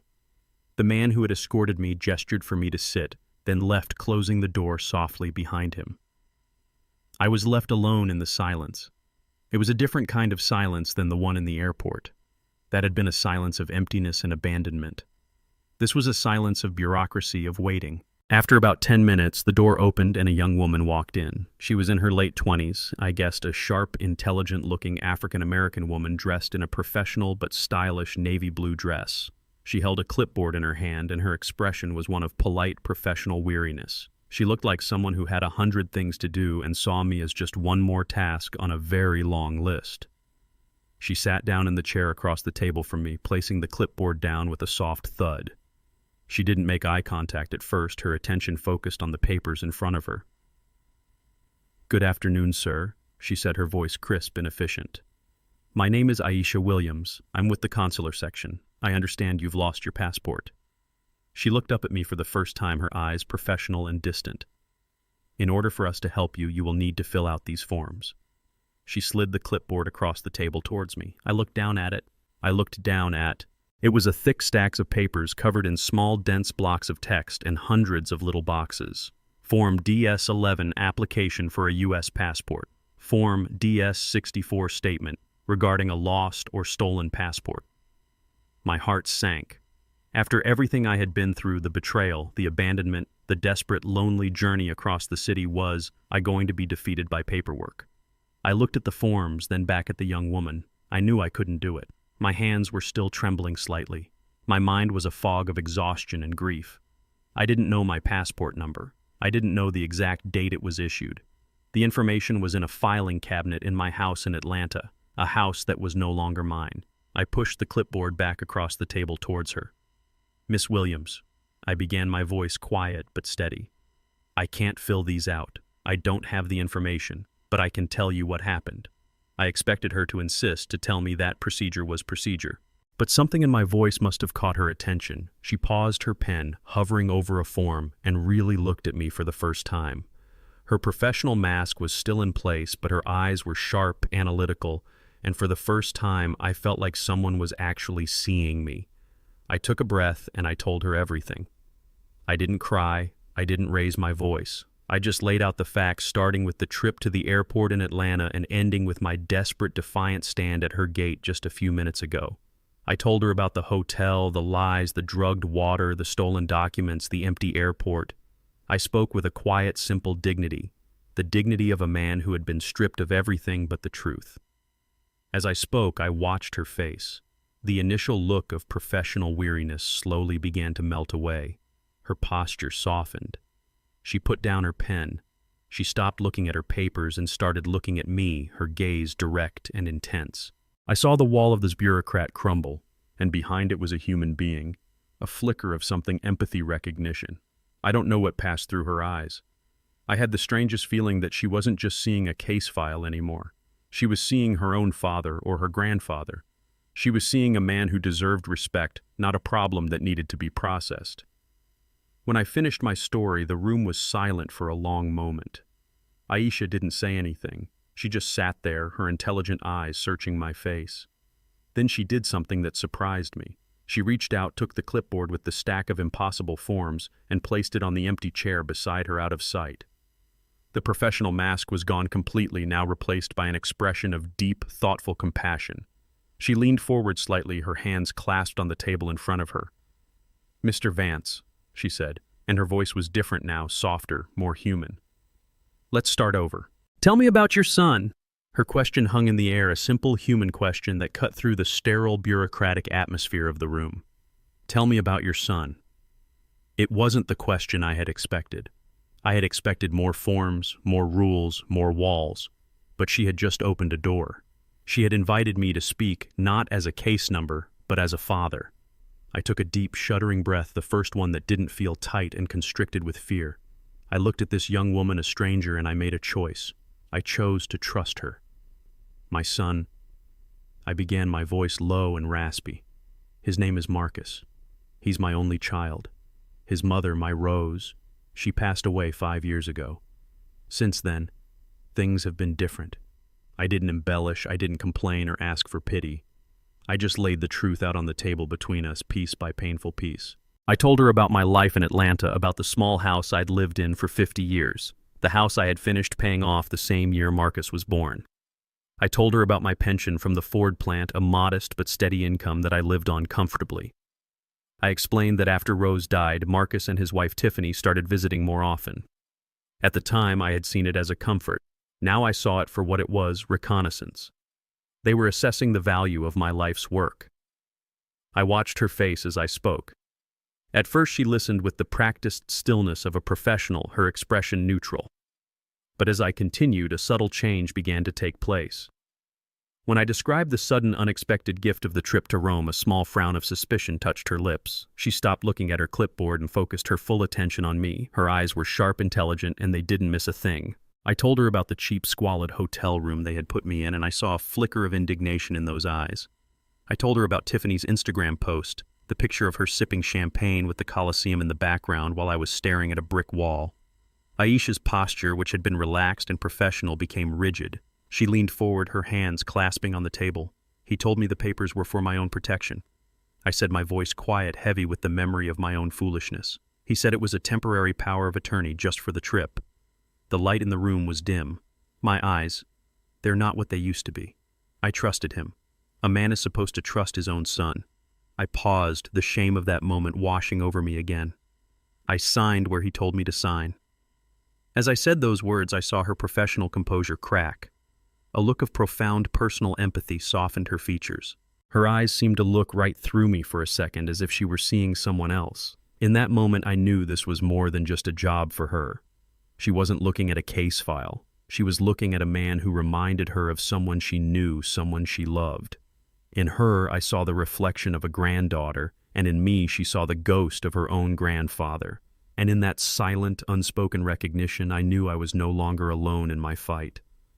Finally, I told her about the airport, the lie about the delayed flight, the bottle of water, Tiffany turning her back, unable to watch.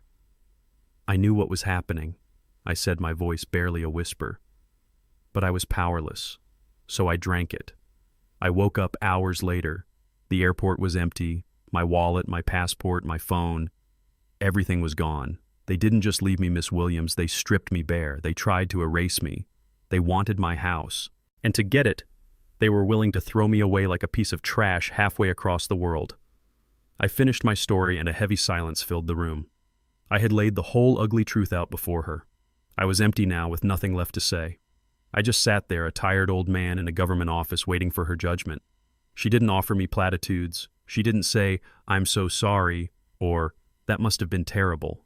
Her expression had hardened now, the soft empathy replaced by a sharp, focused indignation. She was no longer just a listener. She was an ally. She looked me right in the eye, her gaze steady and resolute. "Mr. Vance," she said, her voice clear and strong, "a crime has been committed against you. Not just a theft, but a violation of international law and a profound abuse of trust. We are going to fix this. But first I need you to tell me everything you remember about the papers you signed. Did you see the words power of attorney anywhere on those documents?" The fight had begun. The question was a lifeline thrown into the dark waters of my despair. It was sharp, precise, and practical. It wasn't a question for a victim. It was a question for a partner. Did you see the words power of attorney? I searched the foggy landscape of my memory, replaying the scene in that dim, miserable hotel room. The stack of papers, the blur of small text, my son's smooth, reassuring voice. "Yes," I said, my own voice gaining a bit of strength. "Yes, I did. He said it was temporary, just for the trip." Aisha nodded slowly, a grim, knowing look on her face. The look of a person whose worst suspicions have just been confirmed. She stood up from her chair and began to pace the small room, a sudden restless energy radiating from her. The weary bureaucrat was gone completely now, replaced by a sharp, focused strategist. I could almost see the gears turning in her mind, processing the information, calculating the angles, formulating a plan.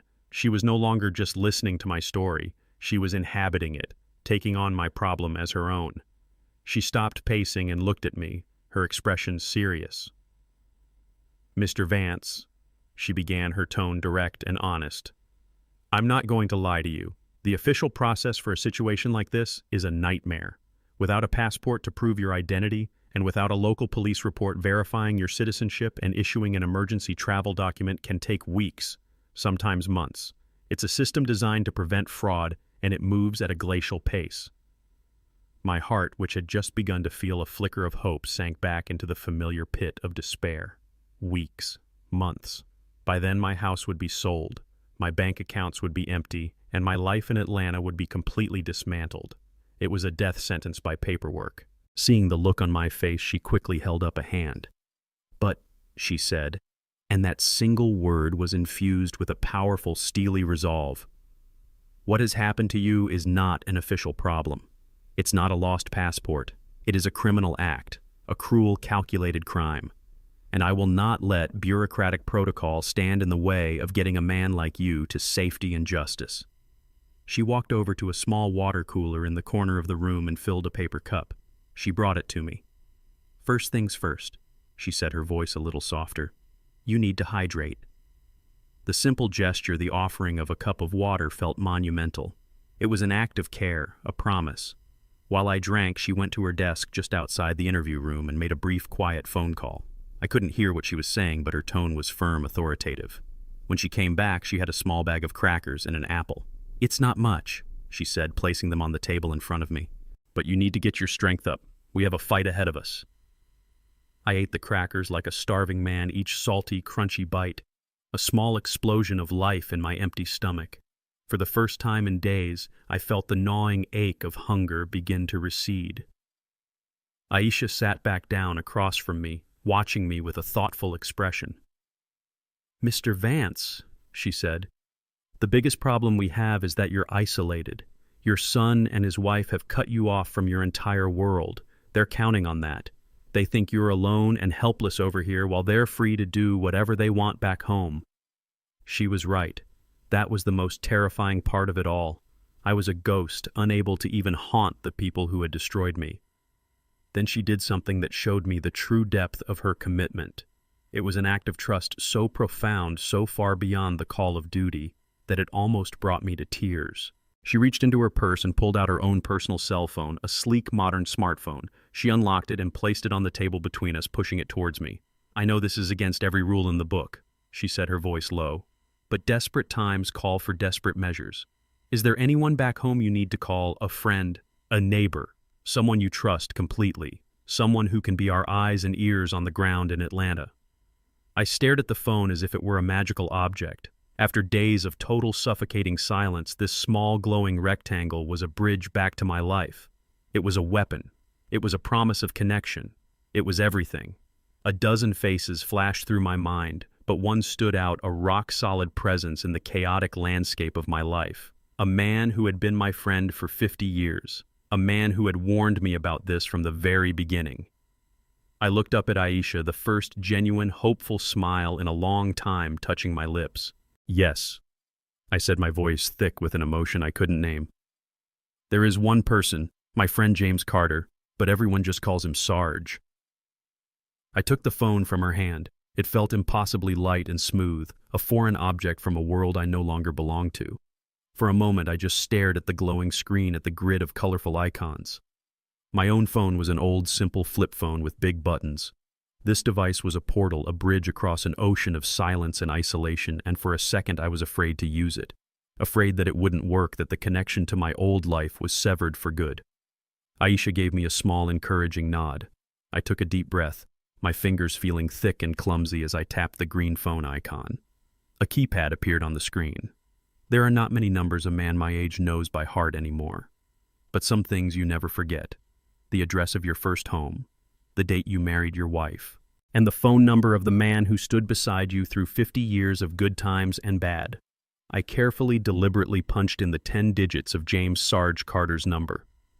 I pressed the call button and a strange electronic burbling sound came from the speaker, the sound of a call connecting across 6,000 miles in 6 time zones.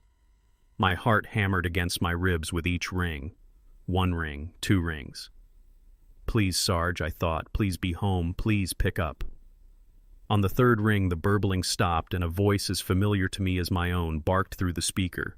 It was a gravelly, no-nonsense sound, the voice of a man who had led a platoon in Vietnam and had never lost his command presence. "Yeah, Carter here. Who's this?" My own voice was a dry, cracking whisper. The words felt stuck in my throat. "Sarge," I managed to say. "Sarge, it's me. It's Elias." There was a moment of stunned silence on the other end of the line, then an explosion of sound. "Elias, good God, man, is that really you? Where in the hell are you? I've been calling your phone for 2 days and it just goes straight to some Italian voicemail. I've been worried sick."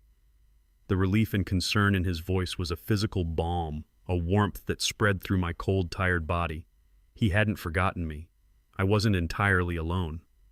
"Marcus told me you were in the hospital over there," Sarge continued, his voice a torrent of worried words. "He called me yesterday, said you'd had some kind of episode of fall or something. Said the doctors thought it was a small stroke, that you were confused and weren't taking any calls. He said he and Tiffany were staying right by your side, that he'd call me as soon as you were stable." I was about to call the State Department myself. I listened to his words, and the last lingering ember of hope I had for my son finally died, turning to cold, hard ash. A lie. A complete, detailed, and viciously constructed lie. He hadn't just abandoned me. He had built a firewall of deception around me, ensuring that no one, not even my closest friend, could reach me. It was a new, deeper level of betrayal, and it solidified something in my soul. There was no going back from this. There was no forgiveness. The raw emotion in my throat disappeared, replaced by a chilling, absolute calm. The man who had been a victim just a few minutes ago was gone. The man holding the phone now was a man at war. "Sarge," I said, and my voice was different now, steady and low, completely devoid of the weakness I had felt just moments before. "That was a lie. All of it. I'm not sick. I'm not in the hospital." I took a breath. "I'm in Rome, and I am in very big trouble." There was another silence on the line, but this one was different. It wasn't confusion. It was the sound of a sharp military mind processing a radical change in battlefield conditions. The concern in his voice was replaced by a cold, controlled urgency. "Okay, Elias," he said, his tone shifting instantly into tactical mode. "Talk to me. What happened?" I gave him the condensed version, the hard, ugly facts without any emotion. They brought me to the airport to fly home. They gave me a bottle of water. I woke up hours later and they were gone. They took everything. My passport, my wallet, my phone. They left me with nothing. I heard a low, dangerous curse on the other end of the line. "That son of a—" He cut himself off. Okay, Elias. Don't you worry. We're going to handle this. Where are you right now as you're speaking to me? Are you in a safe place?" "I'm at the U.S. Embassy," I said, glancing at Aisha, who was watching me with a look of intense focus. "I'm in an office with a consular agent. Her name is Aisha Williams. She's the one who gave me her phone." "The embassy," Sarge repeated, and I could hear the relief in his voice. "Good. That's a safe house. That's perfect." He paused for a second, and I could practically hear him formulating a plan. "Okay, Elias. Listen to me and listen good. You are not to move from that building. You stay right there with that woman. You are safer there than anywhere else. I'm handling things on this end. I'm going to your house. Right now. I'm going to see what's going on with my own two eyes. I'll call you back on this number as soon as I know something. Do you understand?" "I understand, Sarge," I said. "Good man." He said, his voice a low, reassuring rumble that was the most comforting sound I had ever heard. "You just hold tight. The cavalry is coming." He hung up. I lowered the phone and handed it back to Aisha, my hand surprisingly steady. The first shot in a long and bitter war had just been fired. The line went dead, but I continued to hold the phone for a long moment, the plastic warm against my ear. The sound of Sarge's voice, that familiar gravelly rumble, had been like a bridge back to a world I thought I had lost forever. He was my friend. He was on the case. And for the first time since I woke up in that empty airport, I felt like I was no longer a man adrift in a hostile ocean. I had an anchor. I handed the phone back to Aisha, my hand surprisingly steady. "Thank you." I said the two words, feeling completely inadequate to express the depth of my gratitude. She gave me a small, determined smile. "That's just the first step, Mr. Vance," she said. "Now, while your friend handles things on the ground, we have work to do here." The next hour was a blur of quiet, focused activity. The sterile interview room was transformed into a command center for the singular mission of reclaiming my life. Aisha was a force of nature. She moved with a purpose and efficiency that was both daunting and deeply reassuring. She made a series of phone calls, her voice low and firm, filled with acronyms and official jargon that I didn't understand. I heard her mention the words fraud, elder abuse, and illegal transport. With each call, it felt like she was building a case, laying the foundation for the fight to come. She had me verify my social security number, which, thank God, was a number so deeply ingrained in my memory that I could recite it in my sleep. She had me recall my mother's maiden name, the city where I was born, the names of the schools I had attended more than 60 years ago. Each correct answer was another small piece of my identity that I was reclaiming from the void. While she worked, I waited. And the waiting was its own special kind of torture. My mind was 6,000 miles away in Atlanta. I pictured Sarge, his face a thundercloud of fury, climbing into his old, slightly dented Ford F-150 pickup truck. I could practically hear the roar of the engine as he pulled out of his driveway, the tires kicking up a little gravel. I saw him driving through the familiar streets of our neighborhood, past Mrs. Henderson's house, with her prize-winning roses, past the park where I had taught Marcus to ride a bike. And then I pictured him turning onto my street. My street. The place I had called home for half a century. The anxiety was a tight, painful knot in my stomach. What would he find? Would the house be empty? Would there be strangers there? Just as I thought, the tension would become unbearable. Aisha's phone buzzed on the table. A text message had arrived. My heart leaped into my throat. Aisha picked up the phone, her expression becoming grim as she looked at the screen. Without a word, she turned the phone and showed it to me. It was a picture, and it was a picture of my house. My house. The small, neat brick rancher that I had built with my own 2 hands alongside my father-in-law.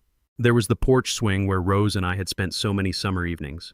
There was the big oak tree in the front yard that I had planted as a sapling the year Marcus was born. It was all there exactly as I had left it. Except for one thing. Planted right in the middle of my perfectly manicured lawn, the lawn I mowed every Thursday for 50 years, was a sign. A bright, garish red, white, and blue sign from a real estate company.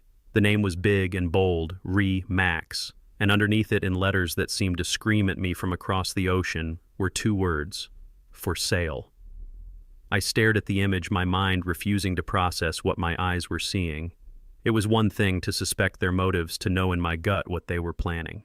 It was another thing entirely to see it, to see the physical evidence of their betrayal hammered into the very soil of my home.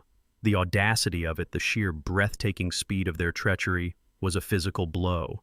They hadn't even waited. They hadn't even had the decency to let a few weeks pass. The moment I was gone, the moment they thought I was helpless and out of the way, they had put my life up for sale. The blood drained from my face. The room felt cold, the air thin. Aisha's phone buzzed again. It was a call this time. It was Sarge. Aisha answered and put it on speaker. "Elias, are you seeing this?" Sarge's voice was a low, dangerous growl. "Yes, Sarge." I whispered, my eyes still glued to the picture of the sign. "I see it." "I pulled up not 5 minutes ago," he said, his voice tight with a barely controlled rage. "The sign looks brand new. They must have had it made before you even left."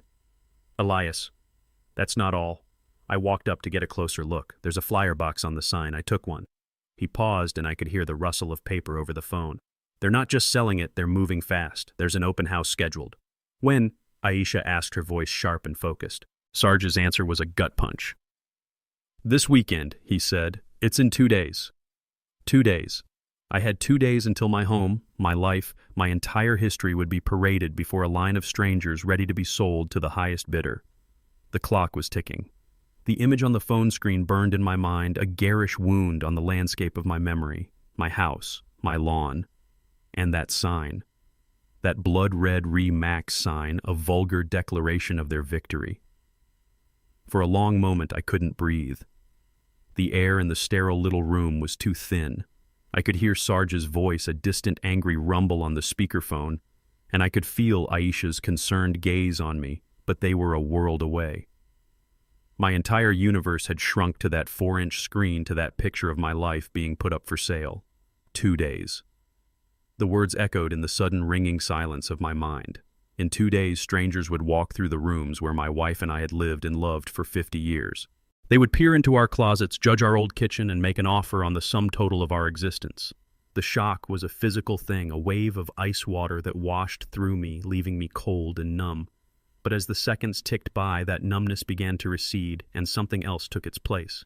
The grief I had felt by the car dealership, the despair I had felt on the park bench, it was all burning away like a morning fog under a hot, relentless sun. And what was left behind was something cold, hard, and clear. It was rage, a rage so pure and so quiet it felt like a block of ice forming in the center of my chest. They had mistaken my love for weakness. They had mistaken my age for incompetence. They had mistaken my grief for surrender. They had made a profound and final miscalculation. After what felt like an eternity of silence, I finally spoke, and the voice that came out of my own mouth surprised even me. It was not the voice of a victim. It was not the hoarse, weak whisper of a tired old man. It was a voice I hadn't used in years, a voice from the days on the factory floor when a machine would break down and I had to take command, a voice that was flat, steady, and completely devoid of emotion. "Sarge," I said, my tone as cold and hard as a piece of forged steel. "Are you still there?" There was a slight pause on the other end. "I'm here, Elias," he said, his own voice now quiet, attentive. He recognized the change in me. He knew the soldier in me had just taken over. "The flyer you picked up from the sign," I said, my eyes still locked on the image on the phone. "The one for the open house. What's the name of the real estate agent on it?" "Let me see," Sarge said. I heard the rustle of paper. "It's a woman. Brenda Jackson. From Re-Max Signature." Brenda Jackson. I repeated the name, a meaningless detail in a much larger, more important picture. Okay, I took a breath. Sarge, this open house, it's a gift. They think I'm gone. They think they've already won. That will make them arrogant. It will make them careless. Aisha, who had been listening intently, leaned forward. She understood what I was thinking. Sarge, I continued the plan forming in my mind with a sudden startling clarity. I need you to go to that open house on Saturday, but you are not to go there as my friend. You are not to cause a scene. You are to go there as a potential buyer. A buyer? Sarge asked, a note of confusion in his voice. That's right, I said. You're a retiree, a veteran looking to downsize from your big house. You're a man with a good pension and cash in the bank. You are their perfect customer. I need you to get inside. I need you to listen. I need you to get them talking. Talk to the agent. Talk to other buyers. And if you get a chance, talk to Marcus and Tiffany. I guarantee you they'll be there preening like the lord and lady of the manor. Ask them questions. Ask them about the house, about why the owner is selling so suddenly. Get them to tell their story. Get them to lie. Aisha spoke up, then her voice cutting in sharp and tactical. Sarge, she said, addressing the speakerphone directly. This is Aisha Williams at the embassy. It is imperative that you record any conversations you have with them. Your phone has a voice memo app. Use it. We need evidence of their deception. We need their lies on tape. A long pause followed. Then I heard a low chuckle from the speakerphone. It was a dark, humorless sound. A little undercover work, Sarge said, a hint of the old soldier's relish in his voice. I think I can handle that. I know you can, I said. Consider it done, Elias, he replied, his voice a low growl of absolute commitment. I'll be the best damn tire kicker they have ever seen, and I'll get you every word. Good, I said. Call us from your truck the second you leave. Tell us everything you heard. The call ended. I looked at Aisha. Our eyes met in a silent understanding. The shock and despair were gone. The time for defense was over. We had just launched our first counterattack. The 2 days I had to wait for the open house were the longest of my life. I stayed at the embassy in a small, clean but windowless room they had found for me in a non-public area. Aisha brought me food from the commissary. She brought me a clean shirt and a razor. She treated me with a respect and a kindness that was a healing balm on the raw wounds of my son's betrayal. But despite the safety and the comfort, my mind was a tempest. I was a caged lion pacing the floors of my small room, my thoughts 6,000 miles away in my home. Every tick of the clock was a countdown to the violation of everything I held sacred. The fight was on, but all I could do was wait for my soldier on the ground to make his report. On Saturday afternoon, Aisha brought her phone into my room and set it on the small table between us. It's almost time, she said, her voice quiet and steady. We waited in silence. The minutes stretched into an eternity. Finally, after what felt like a lifetime, the phone buzzed. It was Sarge. Aisha answered and immediately put it on speaker. I leaned forward, my hands gripping the edge of the table. Okay, Elias, can you hear me? Sarge's voice was a low, tense growl. I hear you, Sarge. I said, my own voice tight. Are you out? I'm out, he confirmed. I'm in my truck, parked a block away. Just left the goddamn circus. Tell me everything, I said. There was a pause, and I heard him take a deep, angry breath. First of all, he began. I put on my Sunday suit, the one I usually save for funerals. Figured it was appropriate. I told the agent I was a retired investor looking for a property to flip. A lonely old widower with cash to burn. They ate it up. Brenda, the agent, she stuck to me like glue. He let out a dark, humorless chuckle. The house, Elias, it was strange. It was your house, but it was full of strangers. People in their shoes walking on the carpets Rose picked out.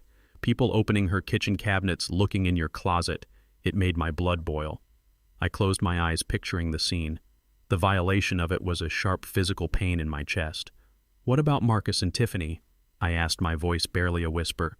Oh, they were there, Sarge said, his voice dripping with contempt. Holding court. They weren't acting like people selling a family home out of necessity. They were acting like the hosts of a damn party. Marcus was shaking hands, all smiles. And Tiffany, she was in her element. He paused. I got close to her and Brenda, the agent. I pretended to be admiring the crown molding in the living room, and I heard it all. I got it all on tape, Elias, just like we planned. My knuckles were white from gripping the table. "What did she say, Sarge?" "She laid out the whole story for Brenda," he said, his voice a low, precise imitation of Tiffany's condescending tone. "She said, 'Oh, the owner. My father-in-law. He's a very old man. He had to be moved into a long-term care facility. It was all very sudden, very sad. His health just took a turn, you know. He's not all there anymore, if you catch my drift.'" She actually winked when she said that, Elias. She winked. A wave of nausea washed over me. The lie was so perfect, so cruel. It explained everything. It painted them as the dutiful, suffering children and me as a pathetic, incompetent old man. It was the narrative she had been building since Rome. She wasn't done. Sarge continued, his voice hardening. Brenda asked her if the sale was complicated legally, and Tiffany just laughed. She said, "Oh no, he signed a full power of attorney over to us months ago, thank God. He knew his mind was slipping and he wanted us to be able to handle his affairs when the time came, so everything is perfectly clean and legal. We can close as quickly as a buyer wants." She said it so smoothly, Elias, like she'd been rehearsing it for a year. I looked at Aisha. Her face was a mask of cold fury. She nodded at me, a sharp, quick gesture that said, "We got them." "I also heard her talking to some other potential buyers," Sarge said. "She was talking about their plans. Said as soon as the sale closed, they were putting a down payment on a huge new house in Buckhead. She said she couldn't wait to get out of this stuffy, old-fashioned neighborhood and into a place with some real class." The disrespect was a final insult, a casual desecration of the community where I had lived my entire life, where he and Rose had raised their son. "Did you get all of that?" I asked, my voice hoarse. "Every last word," Sarge confirmed. "It's right here on my phone. The whole damn conversation." He was quiet for a moment. "But there's something else, Elias, and you're not going to like it." "What is it?" I asked, bracing myself. "They got an offer," he said, his voice grim, "while I was there. A couple seemed very serious. I heard them talking to Brenda as I was leaving. It's a full cash offer way over your asking price. They're motivated. Brenda told them they could probably close in a matter of days." Days. The word hit me like a punch. We weren't racing against weeks anymore. We were racing against days. The clock was ticking louder than ever. Sarge's voice on the speakerphone was a low, dangerous rumble, the sound of a man who had seen combat and was now facing a different, more insidious kind of enemy. I could picture him perfectly sitting in the cab of his old Ford pickup, his big, calloused hands gripping the steering wheel, his jaw set like a block of granite. He was a man who saw the world in black and white, in right and wrong, and what he had just witnessed was a profound and unforgivable wrong. "Tell me exactly what she said." Aisha's voice cut through my own turbulent thoughts, her tone sharp and precise, the voice of a prosecutor zeroing in on the key piece of testimony. "The more detail you can remember, the better." "I don't have to remember," Sarge growled. "I'm playing the recording for you right now." There was a soft click, a moment of static, and then my daughter-in-law's voice filled the small room. It was crystal clear, a bright, cheerful, and utterly soulless sound. Hearing it after all that had happened was like listening to a snake charm its prey. The recording began with the real estate agent Brenda asking a question. Her voice was professional, but with a sycophantic edge. "So is the owner motivated to sell quickly?" And then came Tiffany. "Oh, absolutely," she said, her voice dripping with a fake breezy charm. "We're looking to move as fast as possible. My husband and I just found our dream home over in Buckhead, and we need to sell this place quickly to make it happen. You know how it is." There was the sound of a light, tinkling laugh. I closed my eyes. Buckhead. The most expensive, exclusive neighborhood in all of Atlanta. That's what my life's work was being liquidated for. A bigger house in a better neighborhood. Brenda the agent must have asked another question because Tiffany's voice came through again, this time with a conspiratorial, gossipy tone.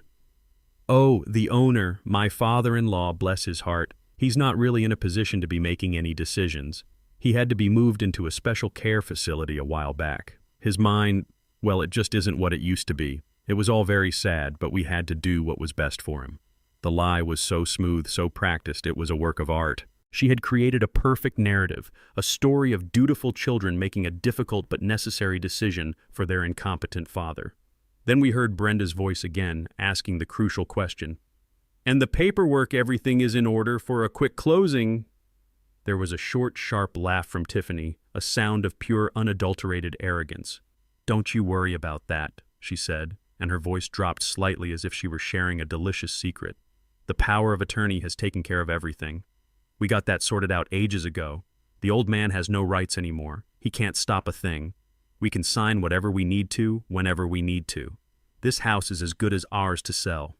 The old man has no rights anymore. The words echoed in the small, silent room. It was the entire crime, the entire philosophy of their betrayal summed up in 7 brutal words. I was no longer a person. I was a problem that had been legally and efficiently solved. I opened my eyes and looked at Aisha. Her face was a mask of cold, controlled fury. Her knuckles were white where her hands were clasped on the table. She wasn't just an embassy employee anymore. She was a warrior, and she had just been handed the perfect weapon. The recording continued. We heard Tiffany telling another potential buyer that they couldn't wait to get out of our stuffy, old-fashioned neighborhood and into a place with some real class. Each word was another small, sharp cut. Finally, we heard Sarge's voice asking Brenda a question about property taxes, and then the recording ended with the sound of a door closing. The silence that followed was profound. Sarge spoke first, his voice a low growl. "I got it all, Elias. Every last damn lying word." "You did good, Sarge," I said, my own voice hoarse. "You did real good." Aisha finally spoke, her voice shaking slightly with a rage she was struggling to contain. "Sarge," she said, her tone sharp and clear, "that recording is the single most important piece of evidence we have. Do not delete it. Do not send it to anyone. Guard it with your life. Is that understood?" "Understood, ma'am," Sarge replied, the old soldier instinctively responding to a tone of command. "Mr. Vance," Aisha said, turning to me, her eyes blazing with a righteous fire, "that recording is not just evidence of fraud. It's proof of intent. She didn't just lie, she boasted. She admitted in her own words that the power of attorney was a tool to strip you of your rights.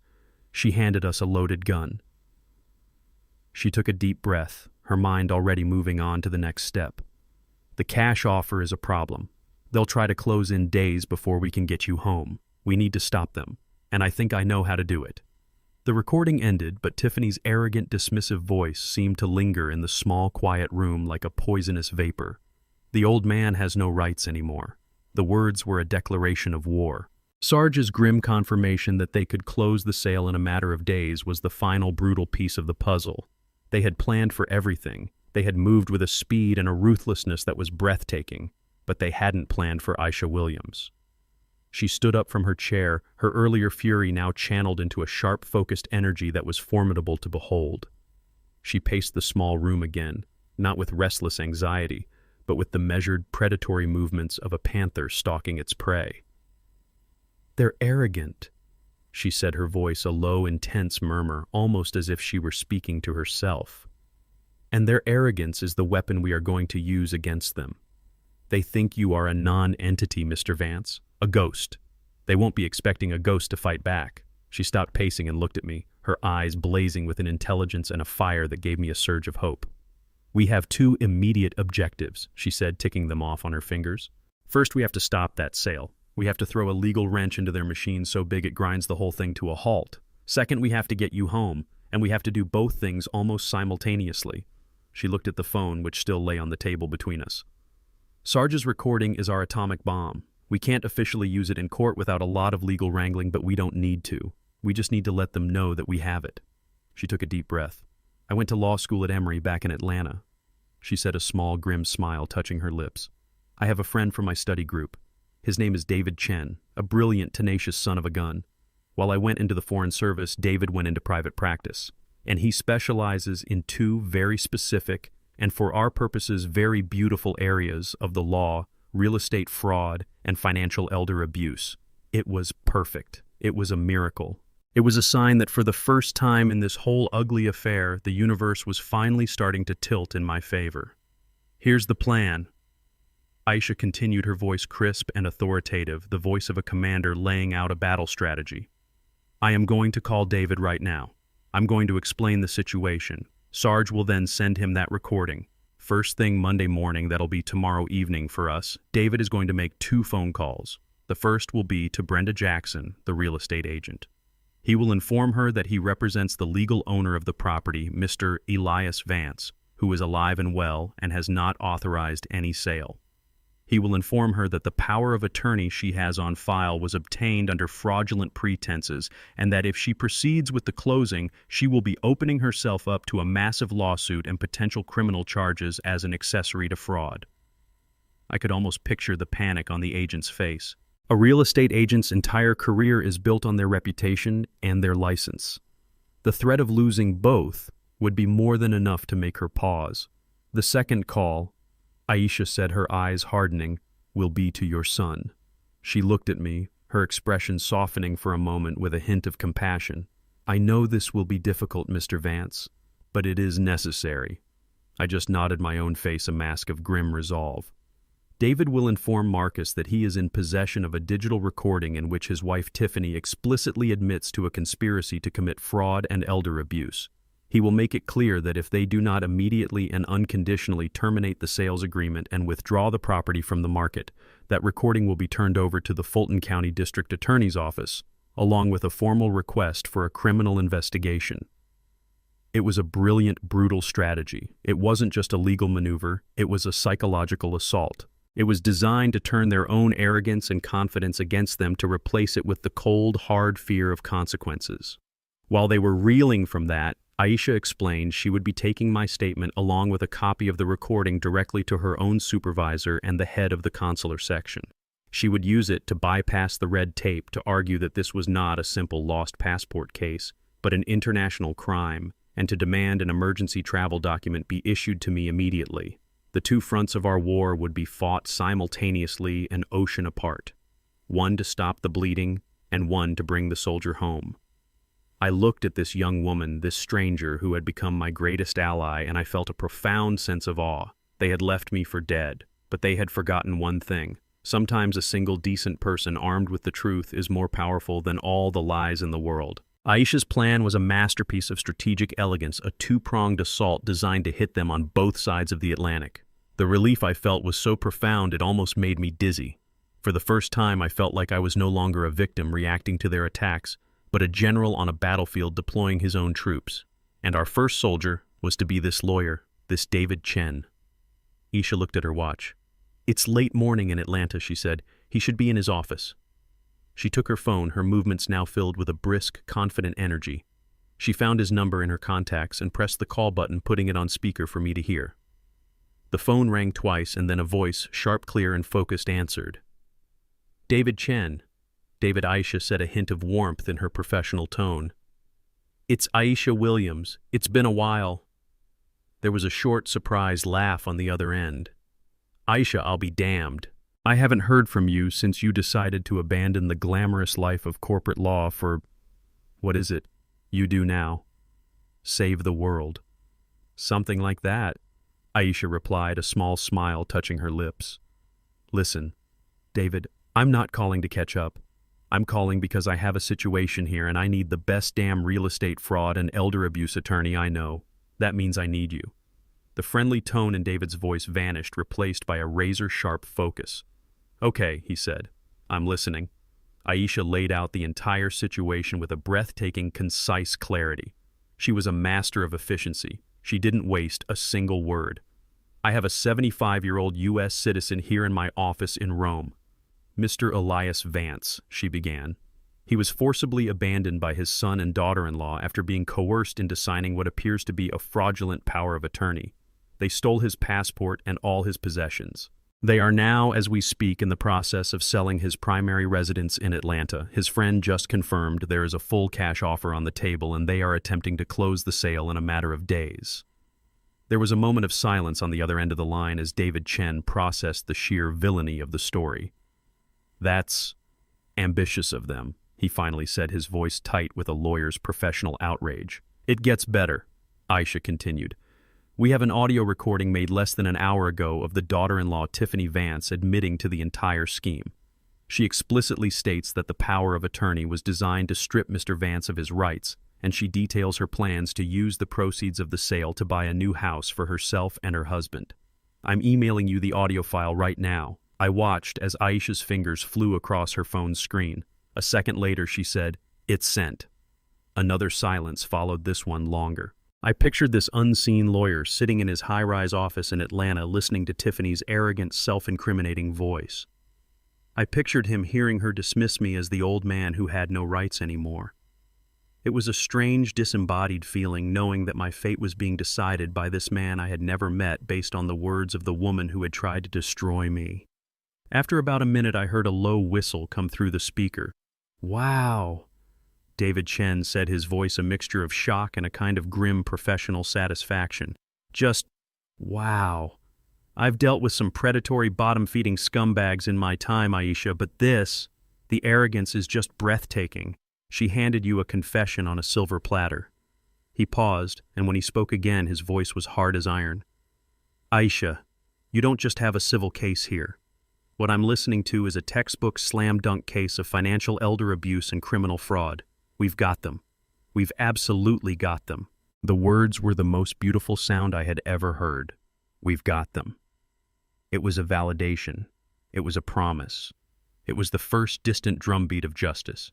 David Chen was all business now. His voice was a rapid-fire succession of commands and strategies. "Okay, here's what's going to happen. First thing Monday morning, I'm filing for an emergency temporary restraining order on the sale of that property. The recording gives me more than enough probable cause to get a judge to sign off on it. That will freeze the sale in its tracks. They won't be able to close. They won't be able to do anything." He continued, his mind clearly working several steps ahead. "Simultaneously, I'm drafting a cease and desist letter that will be messengered directly to the RE/MAX agent Brenda Jackson. I'll make it very clear to her that she is now a material witness in a potential criminal investigation. That will scare her into complete cooperation." And then he said, his voice dropping slightly, "I'm going to make a phone call. I'm going to call Mr. Marcus Vance directly. I'm not going to threaten him. I'm just going to state the facts. I'm going to tell him that I represent his father, who is alive and well and very much aware of the situation. I'm going to tell him that I am in possession of a digital audio file that is, shall we say, highly incriminating. And I'm going to advise him in the strongest possible terms to terminate the sales agreement immediately, or I will be personally walking that audio file along with a full complaint over to the Fulton County DA's office myself."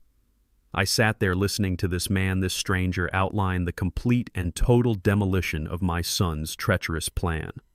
The wheels of justice, which had seemed so impossibly distant and inaccessible just hours ago, were finally beginning to turn. And they were being turned by a team of intelligent, powerful, and decent people who were fighting for me. The call ended with a final, confident instruction from our new general on the legal front. "Aisha," he said, "you just focus on getting Mr. Vance home. I'll make sure he has a home to come back to." The voice of David Chen on the other end of the line was the sound of righteous, calculated fury. It was the voice of a man who saw a deep injustice and knew with absolute certainty exactly how to dismantle it. For the first time, I felt the ground beneath my feet begin to solidify. I was no longer in free fall. We had a plan. We had a general. And now he was laying out the specifics of our counterattack. "Listen to me, both of you," David said, his voice a sharp, commanding crackle over the speakerphone.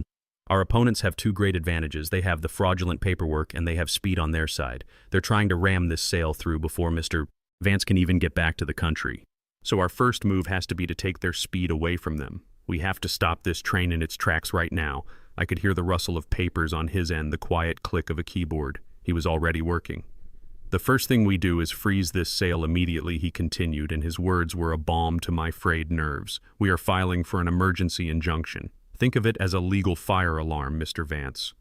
First thing Monday morning, I am personally walking into a judge's chambers at the Fulton County Courthouse. I will have a sworn affidavit from you, which Aisha will help you prepare and transmit to me securely. I will have a transcript of that recording from your friend Sarge. And I will have a petition that lays out a clear and undeniable case of criminal fraud and elder abuse." He paused, letting the weight of his words sink in. "I will argue that an irreversible harm, the illegal sale of your primary residence of 50 years, is imminent. I will argue that this action is based on documents obtained through coercion and deceit. A judge, any reasonable judge, will grant a temporary restraining order, a TRO, on the spot. That order will be a legal bombshell. We will serve it immediately to the real estate agency, the title company, and your son. The moment that order is signed, the sale stops dead. The contract becomes unenforceable. They are legally prohibited from moving forward. We will have taken their greatest weapon speed and shattered it. I listened spellbound. The intimidating labyrinthine world of the law, which had always seemed like a distant and hostile country, was now being wielded as a shield to protect me. It was a powerful, humbling feeling. But we don't stop there, David said, his voice hardening. Stopping the sale is only defense. Now we go on the offense. He continued to lay out the plan, each step a precise, calculated blow. While the injunction is being filed, my office will be delivering a cease and desist letter directly to the real estate agent Brenda Jackson. The letter will inform her in no uncertain terms that she is now a material witness in an active investigation into felony fraud. We will make it clear that her license and her reputation are on the line. She thinks she's just closing a simple sale for a nice commission. We are going to make her understand that she is in fact standing in the middle of a legal minefield. Her loyalty to Marcus and Tiffany will evaporate the second she realizes they have implicated her in a crime. She will drop them like a hot rock and become a very cooperative witness for our side. The strategy was brilliant in its ruthless efficiency. He was isolating them, cutting them off from their professional support, turning their own agents against them. And then David said, his voice dropping to a low, serious tone, "I will make the call to your son." He addressed me directly now. "Mr. Vance, this part is important. The goal of this call is not to negotiate. It is to notify. I will inform Marcus that the game is over. I will tell him that the sale has been legally frozen. I will tell him that I am in possession of a digital audio recording that is, shall we say, legally devastating. And I will give him one and only one path to mitigate the catastrophic legal damage he is facing. He will voluntarily and immediately terminate the sales contract. He will withdraw the property from the market, and he will FedEx those fraudulent power of attorney documents directly to my office. If he does those things, he may have a chance of avoiding criminal charges. If he refuses, well, then he has chosen his path, and that path leads directly to the district attorney's office." The call ended a few minutes later after David had given Aisha a list of specific questions for my affidavit. A new, potent silence filled the room. It was no longer the silence of despair or even the silence of anxious waiting. It was the quiet, focused silence of a war room after the battle plans have been drawn. The pieces were in place, the strategy was set. Aisha looked at me, her eyes clear and determined. "All right, Mr. Vance," she said, pulling a pen and a fresh legal pad from her bag. "Let's get to work. Let's write the statement that's going to get you your life back." While David Chen, our new legal general, was preparing his assault in Atlanta, Aisha was fighting a different kind of war right here in Rome. A war not of overt villainy, but of bureaucratic inertia, a battle against the thick, suffocating fog of rules and regulations. Her first order of business was my affidavit, the sworn statement that would serve as the foundation for David's legal attack. We sat for hours in that small beige room, and I told my story again, but this time was different. Every word I spoke, she typed, her fingers flying across her keyboard with a quiet, furious intensity. With every sentence she recorded, I felt a piece of my stolen power returning. My story was no longer just a memory of pain and humiliation. It was being forged into a weapon. It was becoming an official record, a testament of truth that would be entered into a court of law. It was a deeply empowering and deeply exhausting process. When we were finally done, she sent the encrypted document to David.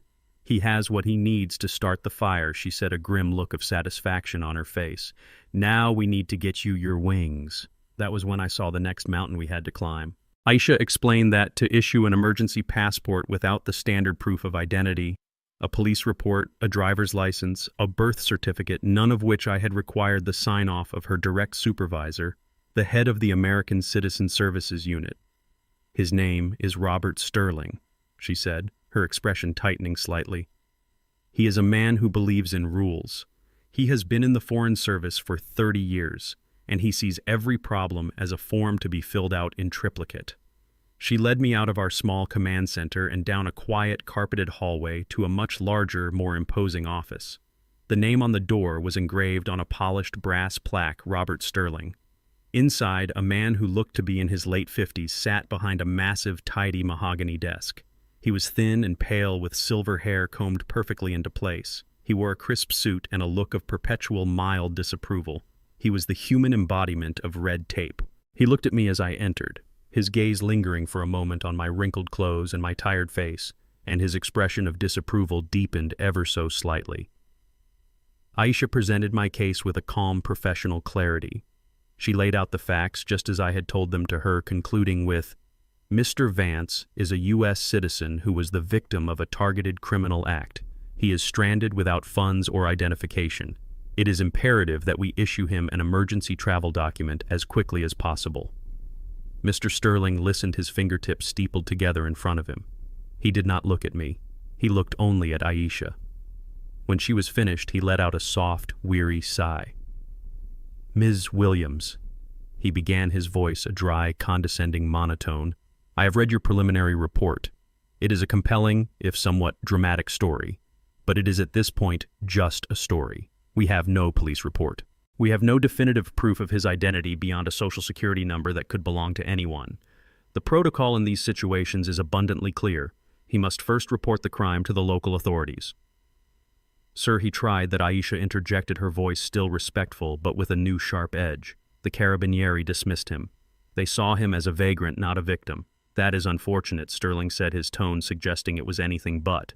"However, it does not change our procedure. To bypass these security checks would be a serious breach of protocol. We cannot simply hand out passports based on a sob story, no matter how compelling." I felt the last of my hope begin to drain away. This was it. This was the wall. A man made of rules. But I had underestimated Aisha. Her professional calm finally broke, replaced by a passionate, righteous fire. "Sir, with all due respect," she said, her voice rising with an intensity that made Sterling sit up a little straighter in his chair, "this is no longer just a story. We have new evidence. As we speak, an attorney in Atlanta is filing an emergency injunction based on an audio recording of the perpetrators confessing in detail to the entire scheme. A scheme which involved drugging and abandoning a 75-year-old man in our jurisdiction. This is not a man who simply lost his wallet. This is a man who was targeted. He is the victim of a transnational crime." She took a step closer to his desk. "Our primary duty in this office is to protect American citizens. Mr. Vance is a citizen in crisis. He is a father, a grandfather, and a man who has worked and paid taxes his entire life. To leave him stranded here for weeks while we wait for paperwork to clear is not just a failure of procedure. It is a failure of our moral duty. We cannot treat a man who has been so deeply wronged as a security risk. He is the one who needs protection." Sterling was speechless for a moment, taken aback by her forcefulness. He looked at Aisha. Then he finally looked at me, really looked at me for the first time. I met his gaze, my own eyes filled with the quiet, unyielding truth of my ordeal. He let out another long sigh, but this one was different. It was a sigh of defeat. "Very well, Ms. Williams," he said, picking up a pen from his desk. "Expedite the identity verification through the database. I will sign off on the authorization for the temporary passport pending that confirmation. But this is highly irregular, and it had better be exactly as you say." We left his office and walked back down the hallway. Aisha was drained, but here was a look of quiet triumph on her face. She looked over at me. "We're one step closer, Mr. Vance," she said. "We are going to get you home." The bureaucratic wall had been breached not by following the rules, but by a good woman who had the courage to fight them. The 2 days that followed were a masterclass in controlled, relentless efficiency, orchestrated entirely by Aisha Williams. While I provided the details for my affidavit, a painful but necessary recounting of my son's treachery, she worked the levers of the vast, complex machine of the U.S. State Department. She was a woman possessed by a righteous sense of purpose. I would watch her, my quiet ally, as she spoke on the phone with various departments, her voice a fluid mixture of professional courtesy and unyielding insistence. She would reference obscure diplomatic codes, cite specific precedents, and gently but firmly escalate my case up the chain of command. She was a warrior armed not with a sword, but with a deep and intricate knowledge of the very bureaucracy that was designed to stop us. She made sure I was cared for. She brought me meals from the embassy commissary, simple American-style food like tuna sandwiches and cheeseburgers that tasted like home. She found me a small private room with a cot where I could rest, and for the first time in what felt like a lifetime, I slept. It was a deep, dreamless, and healing sleep, the sleep of a man who, after being lost at sea, has finally found a lighthouse in the storm. I was no longer a ghost haunting the streets of Rome. I was a citizen under the protection of his country, waiting for the gears of justice and bureaucracy to finally painstakingly turn. The moment came on a Tuesday afternoon. Aisha had been on the phone for 20 minutes with someone in Washington, D.C., her conversation a tense back and forth. I was sitting in a chair in her office trying to read a well-worn copy of a news magazine, but the words just swam in front of my eyes. My entire being was focused on her, on the outcome of that call. Finally, her entire posture changed. A tension I hadn't even noticed she was carrying seemed to melt away. A slow, triumphant smile spread across her face. "Yes, sir," she said into the phone. "I have the confirmation number. Thank you for your assistance." She hung up and turned to me, her eyes shining with victory. "It's done, Mr. Vance," she said, her voice filled with a profound sense of relief and satisfaction. "Your identity has been cross-referenced and officially verified. Your file is approved. Let's go get your passport." We walked down another long, quiet corridor to a different section of the embassy, a place that felt more like a bank or a DMV with numbered windows behind thick panes of security glass. Aisha spoke to a clerk, slid a form under the glass, and a few minutes later another clerk appeared at a different window and called my name. "Vance Elias." Hearing my own name called in that official mundane way was strangely thrilling. I walked to the window.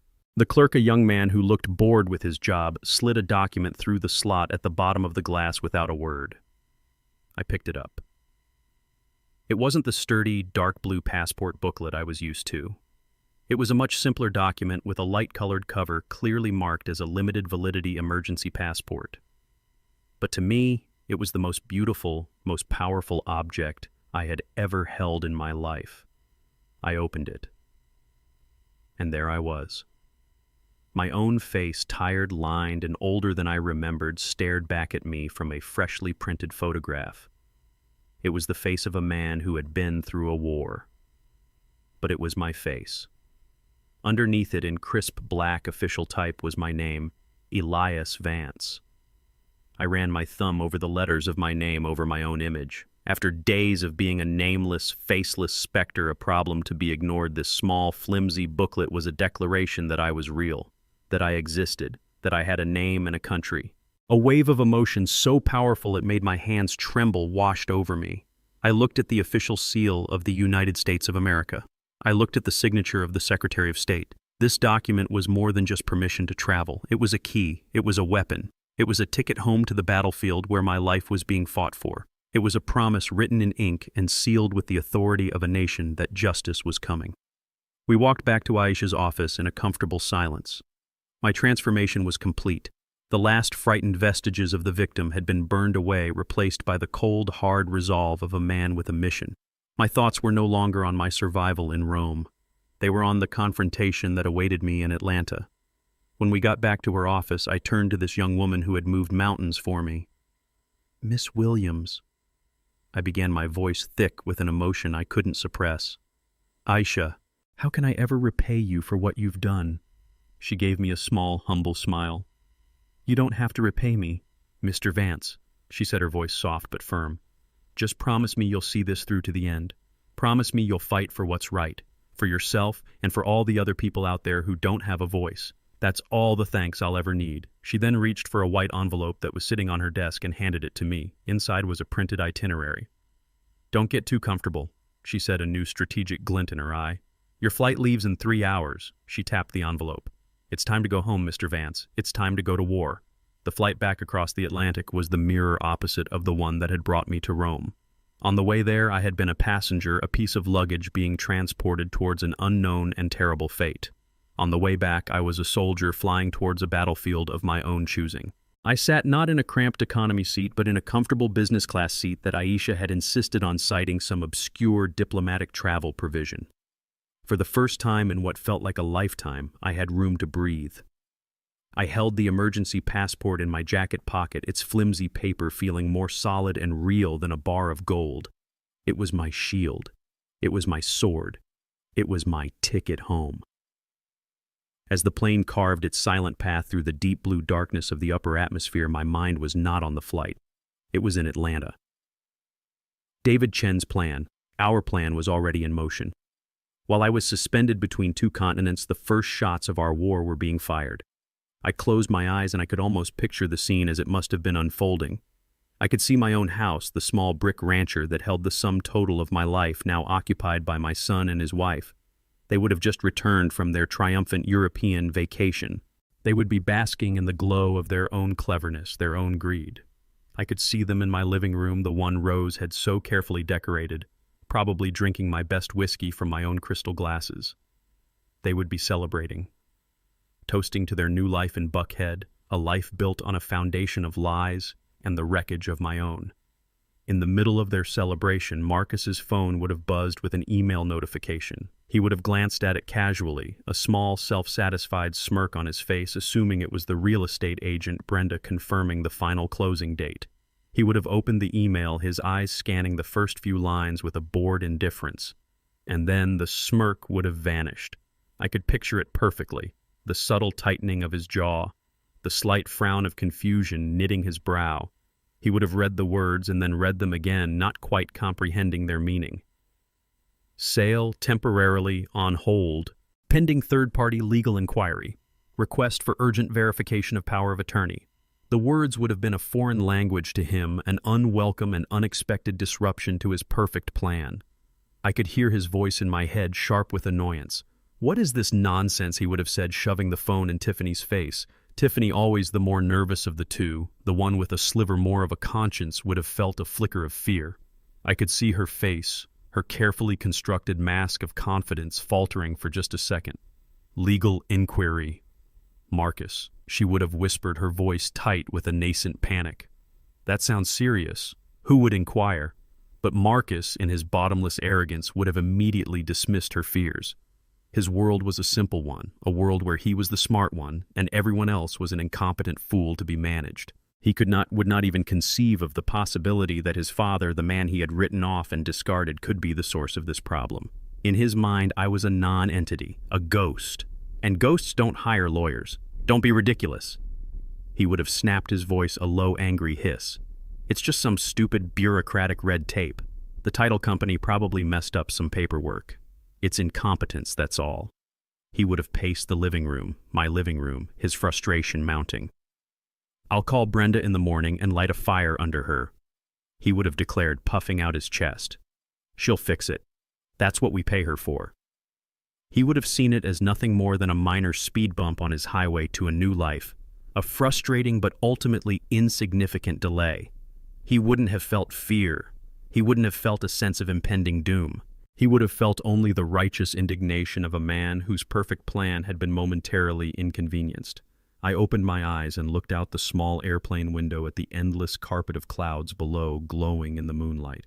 A grim, cold smile touched my lips. He had no idea. He was standing in the middle of a legal minefield, and he was complaining about a pebble in his shoe. He thought he was fighting against a small bureaucratic glitch. He didn't know that he was fighting against a team of people united by a common purpose. He was fighting against a brilliant, ruthless lawyer. He was fighting against a tenacious embassy agent. He was fighting against a loyal, furious old soldier. And he was fighting against the ghost he thought he had buried 6,000 miles away. The first blow had been struck, and my enemy didn't even know he was in a fight. The trap was set, and he was not only walking towards it, he was running. The 9-hour flight was a strange suspended period of calm before the coming storm. As the plane flew eastward, chasing the sun, I didn't sleep. I just sat in the comfortable business class seat, a luxury that felt both welcome and profoundly alien, and stared out the window into the deep, star-dusted blackness of the night sky over the Atlantic. I was a man caught between two worlds, leaving behind the city where I had been broken and flying towards the city where I would be remade or utterly destroyed. I had no luggage in the overhead bin. The sum total of my worldly possessions was the clothes on my back and the flimsy emergency passport tucked safely in my jacket pocket. I had been stripped of everything, but I was not empty-handed. I was carrying something far heavier, far more valuable than any suitcase. I was carrying a plan. The plan was a beautiful, dangerous machine with 3 key components. The first was David Chen, our legal artillery, who was at this very moment preparing the legal barrage that would shatter my son's defenses. The second was Sarge, my boots on the ground, my intelligence officer who had already proven his worth beyond measure. And the third component was me. I was the ghost, the secret weapon, the surprise witness whose very existence was a refutation of their entire scheme. My role was the simplest and the most difficult. I had to remain invisible. I had to wait for the perfect moment to materialize and bring their world crashing down around them. I thought about the boy who had once promised me a Cadillac, and I felt a pang of a deep, sorrowful ache. But it was quickly replaced by a cold, clear resolve. I was not seeking revenge on that boy. I was seeking justice from the stranger he had become. As the first light of dawn began to paint the eastern horizon in strokes of pale pink and orange, the captain announced our initial descent into Atlanta. My heart began to pound a slow, heavy rhythm. I was coming home, but not as a weary traveler returning to the comfort of his own bed. I was a soldier arriving in his own city, under a cloak of secrecy, preparing for the final decisive battle. Landing at Hartsfield-Jackson was a surreal experience. This was the very same airport where just a few days ago my son had led me a lamb to the slaughter. Now I was returning, but the lamb had become a wolf. I walked off the plane with the other passengers, my head down, my gaze fixed on the floor. I had no bags to claim from the carousel. I just kept walking, a lone, quiet figure moving against the tide of joyful, emotional reunions that filled the arrivals hall. Going through customs was a tense moment. I handed my temporary passport to the young officer. He looked at it, then at me, his expression neutral. He stamped it with a loud, satisfying thud and handed it back. "Welcome home, Mr. Vance," he said, his voice a mundane, bureaucratic welcome that was to me the most beautiful sound in the world. I walked out into the main terminal, my eyes scanning the crowd of waiting faces, and then I saw him. Sarge. He wasn't holding a sign or anxiously searching the crowd. He was just standing there near a pillar, his arms crossed over his chest. He stood as straight and as solid as an old oak tree, his expression grim but resolute. He was a soldier waiting for his comrade to return from behind enemy lines.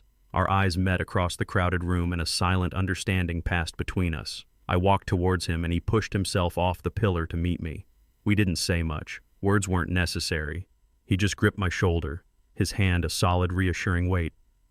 "Good to have you back on home soil, Elias," he said, his voice a low rumble. "Good to be back, Sarge," I replied, my own voice thick with an emotion I couldn't name. We walked out to his truck in silence. The Georgia air was warm and humid, a familiar embrace after the cool, dry air of Rome. It was the air of home. "You're not going to your house," Sarge said as he started the engine. It wasn't a question. "It's not safe. They've been calling Brenda the agent non-stop trying to figure out what's going on. They're spooked, but they're still arrogant. They still think it's a paperwork problem." He looked over at me, his eyes hard. "No one can know you're back in town. Not yet. The element of surprise is the only real weapon we have left. You'll stay with me. The lights in the guest room will stay off. As far as the world is concerned, you're still a sick old man in a hospital in Rome." I just nodded. I understood the rules of engagement. We drove through the familiar streets of my city, a landscape of memories, every corner holding a ghost of my past life with Rose and a younger, better version of my son.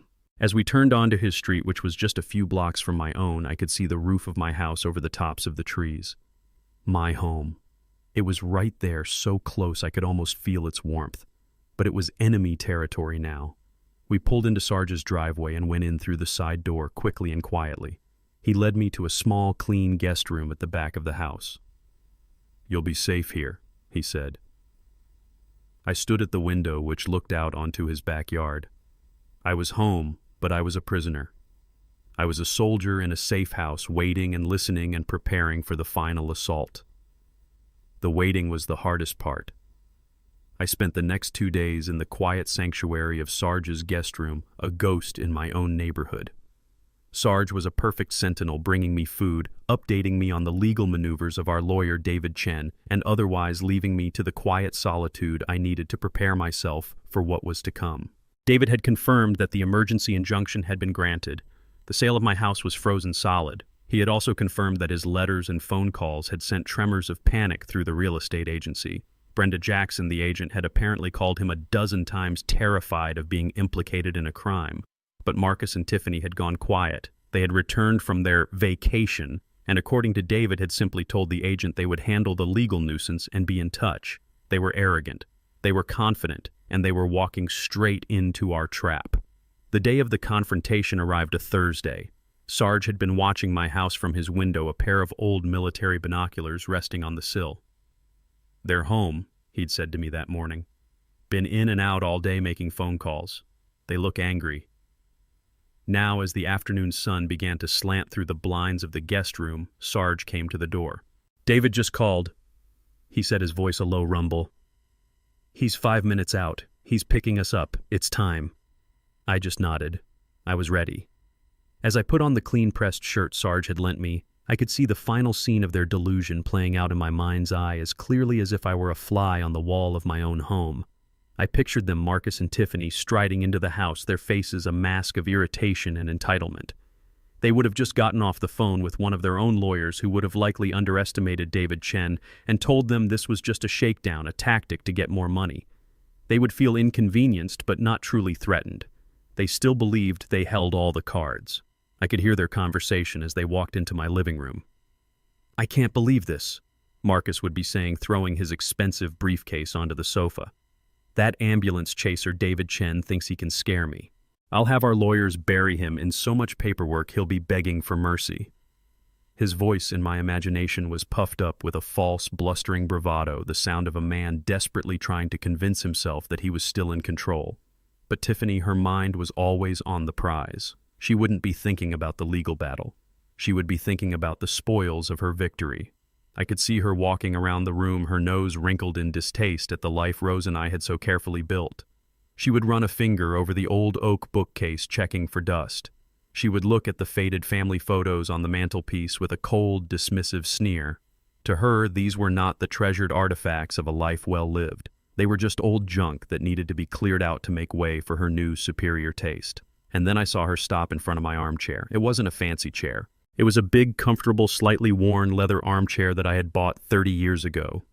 It was the chair where I had read hundreds of books, where I had watched Marcus grow up from a boy into a man. It was the chair where Rose and I had sat together in the evenings, her hand in mine, watching the world go by.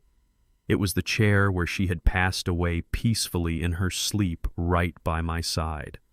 That chair was more than a piece of furniture to me. It was a repository of my most precious memories. It was the heart of my home. In my mind's eye, I saw Tiffany stare at it, her lip curled in a sneer of pure, unadulterated contempt. "Ugh, look at this thing," she would say, her voice a sharp, grating sound that cut through the quiet of the house. "It's hideous. It probably smells like old man and mothballs. The very first thing we are doing when this ridiculous holdup is over is throwing this filthy armchair out onto the curb for the trash collectors."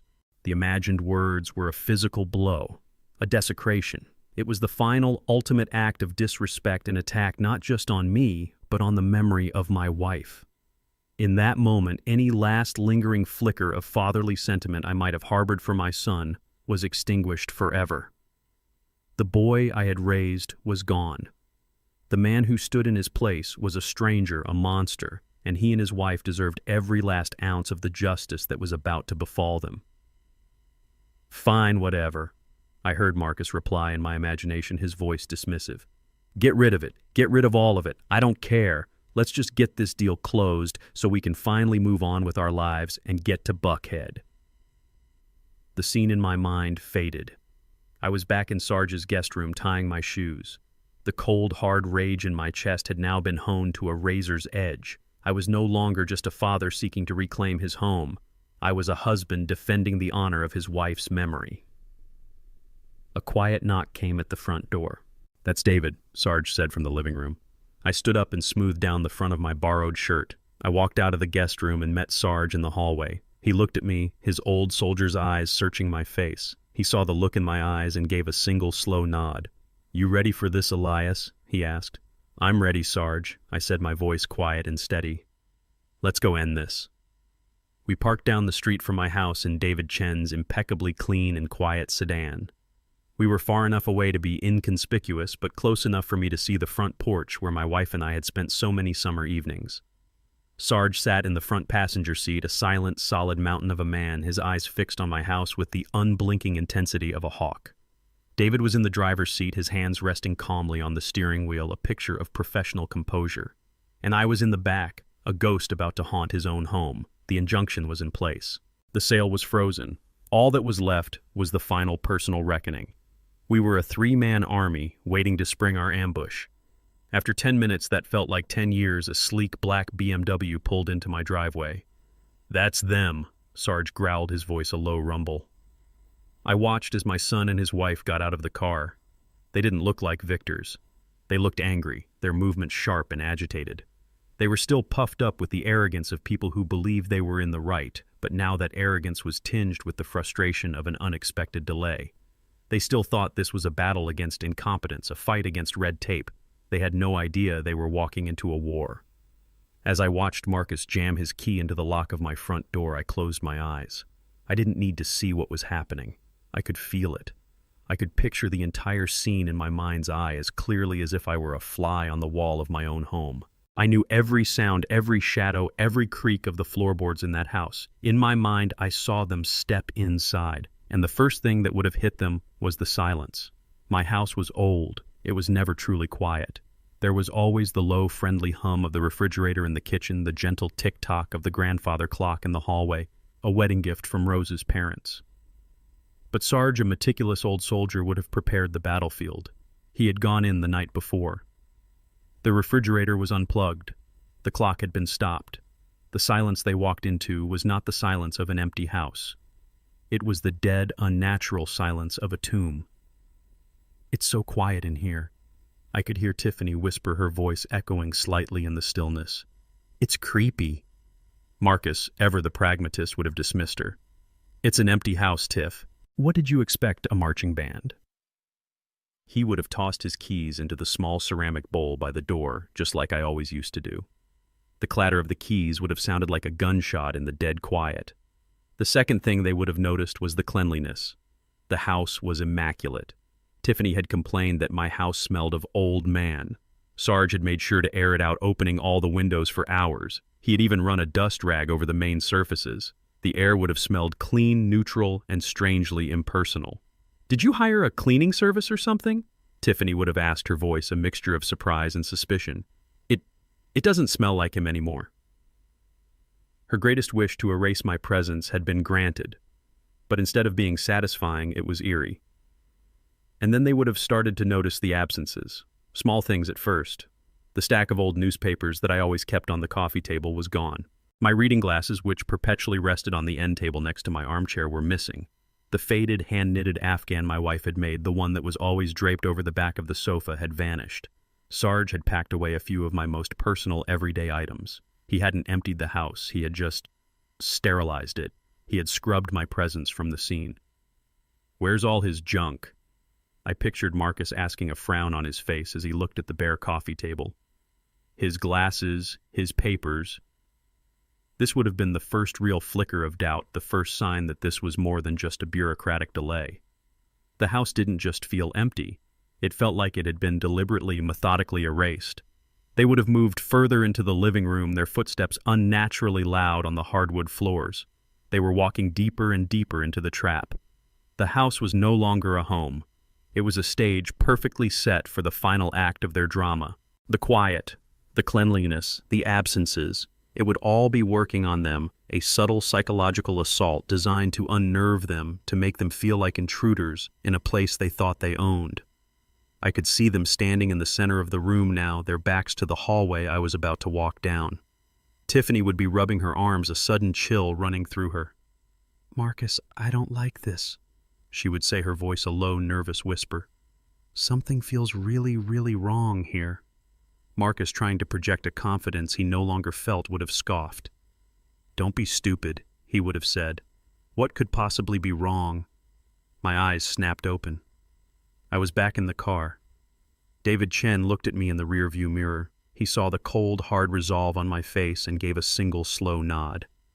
"They're inside," Sarge confirmed from the front seat. "Both of them." David turned to me. "It's time, Elias," he said. "Let's go." We walked up the familiar concrete path to my own front door, the three of us moving with a quiet, deliberate purpose. David Chen was on my left, his face a calm, professional mask that betrayed none of the legal firepower he was about to unleash. Sarge was on my right, a silent, imposing guardian. His big shoulders squared his expression as hard as the Georgia granite quarried north of the city. I was in the middle, a ghost about to reclaim his home. The rose bushes my sweet Rose had planted 30 years ago were in full glorious bloom, their sweet scent filling the air. They were a fragrant, beautiful reminder of what I was fighting for. Sarge had a key. He had kept a spare for years just in case of emergencies. I suppose this qualified. He slid it into the lock, turning it with a soft, familiar click. He pushed the door open, and we stepped inside into the unnatural quiet of my home. It was exactly as I had pictured it. The air was still and sterile. The grandfather clock in the hallway stood silent, its pendulum a frozen teardrop of brass. And from the living room, I could hear their voices, sharp and irritated, echoing slightly in the stillness.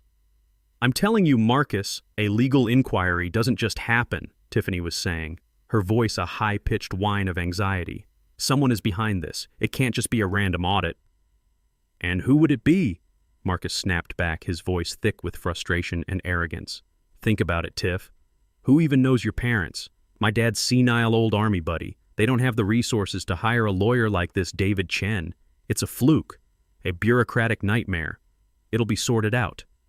David and Sarge exchanged a single grimly satisfied look over my head. They melted back into the shadows of the hallway, positioning themselves just out of sight. The plan was for me to go in alone. The shock of my return had to be a personal, intimate blow. I took a deep breath, my heart a heavy, steady drum against my ribs. The fear I had lived with for so long was gone, burned away and replaced by a cold, clear sense of purpose. I was no longer a victim. I was the instrument of a long overdue reckoning. I walked down the short hallway, my footsteps making no sound on the worn Oriental runner that Rose and I had bought at a flea market a lifetime ago. I reached the doorway to the living room and stopped for a second, a silent observer of the final oblivious moments of their reign. They were standing in the middle of the room near the fireplace, their backs to me. They were so wrapped up in their own greed and frustration that they were completely unaware of my presence. They still felt safe. They still believed this was their house. I didn't say a word. I didn't clear my throat. I simply walked into the room, my own living room. I walked past the sofa where my son had taken his first steps. I walked past the bookcase filled with my wife's favorite novels. I walked directly to my old leather armchair, the one Tiffany had sentenced to the trash heap. And I sat down. The chair let out a long, familiar, weary creak as my weight settled into it. It was the sound of home. It was the sound of my return. It was a sound that did not belong in their new, sterile version of my house. And it was a sound that stopped their conversation dead. The silence that followed was absolute. I watched as they slowly, hesitantly turned around. I saw their faces as they registered the source of the sound. I saw the moment their eyes landed on me, sitting there in my chair, my hands resting calmly on the worn leather arms. Tiffany saw me first. Her face, which had been pinched with irritation, went slack with a profound, blood-draining shock. Her mouth fell open in a silent, perfect O of terror. The color drained from her cheeks, leaving her face a waxy, pale mask. She looked at me as if she were seeing an actual ghost, a specter who had risen from a grave 6,000 miles away.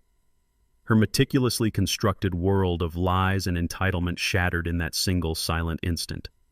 Marcus's reaction was a beat slower. His mind, so arrogant and so certain of its own cleverness, simply refused to process what his eyes were seeing. I saw the flicker of disbelief, the furrowed brow of a man trying to solve an impossible equation. And then I saw the disbelief curdle into a raw, primal fear. The color flooded his face, a blotchy, panicked red. "Dad," he stammered the name, a strange foreign object in his mouth. "What? What the hell are you doing here?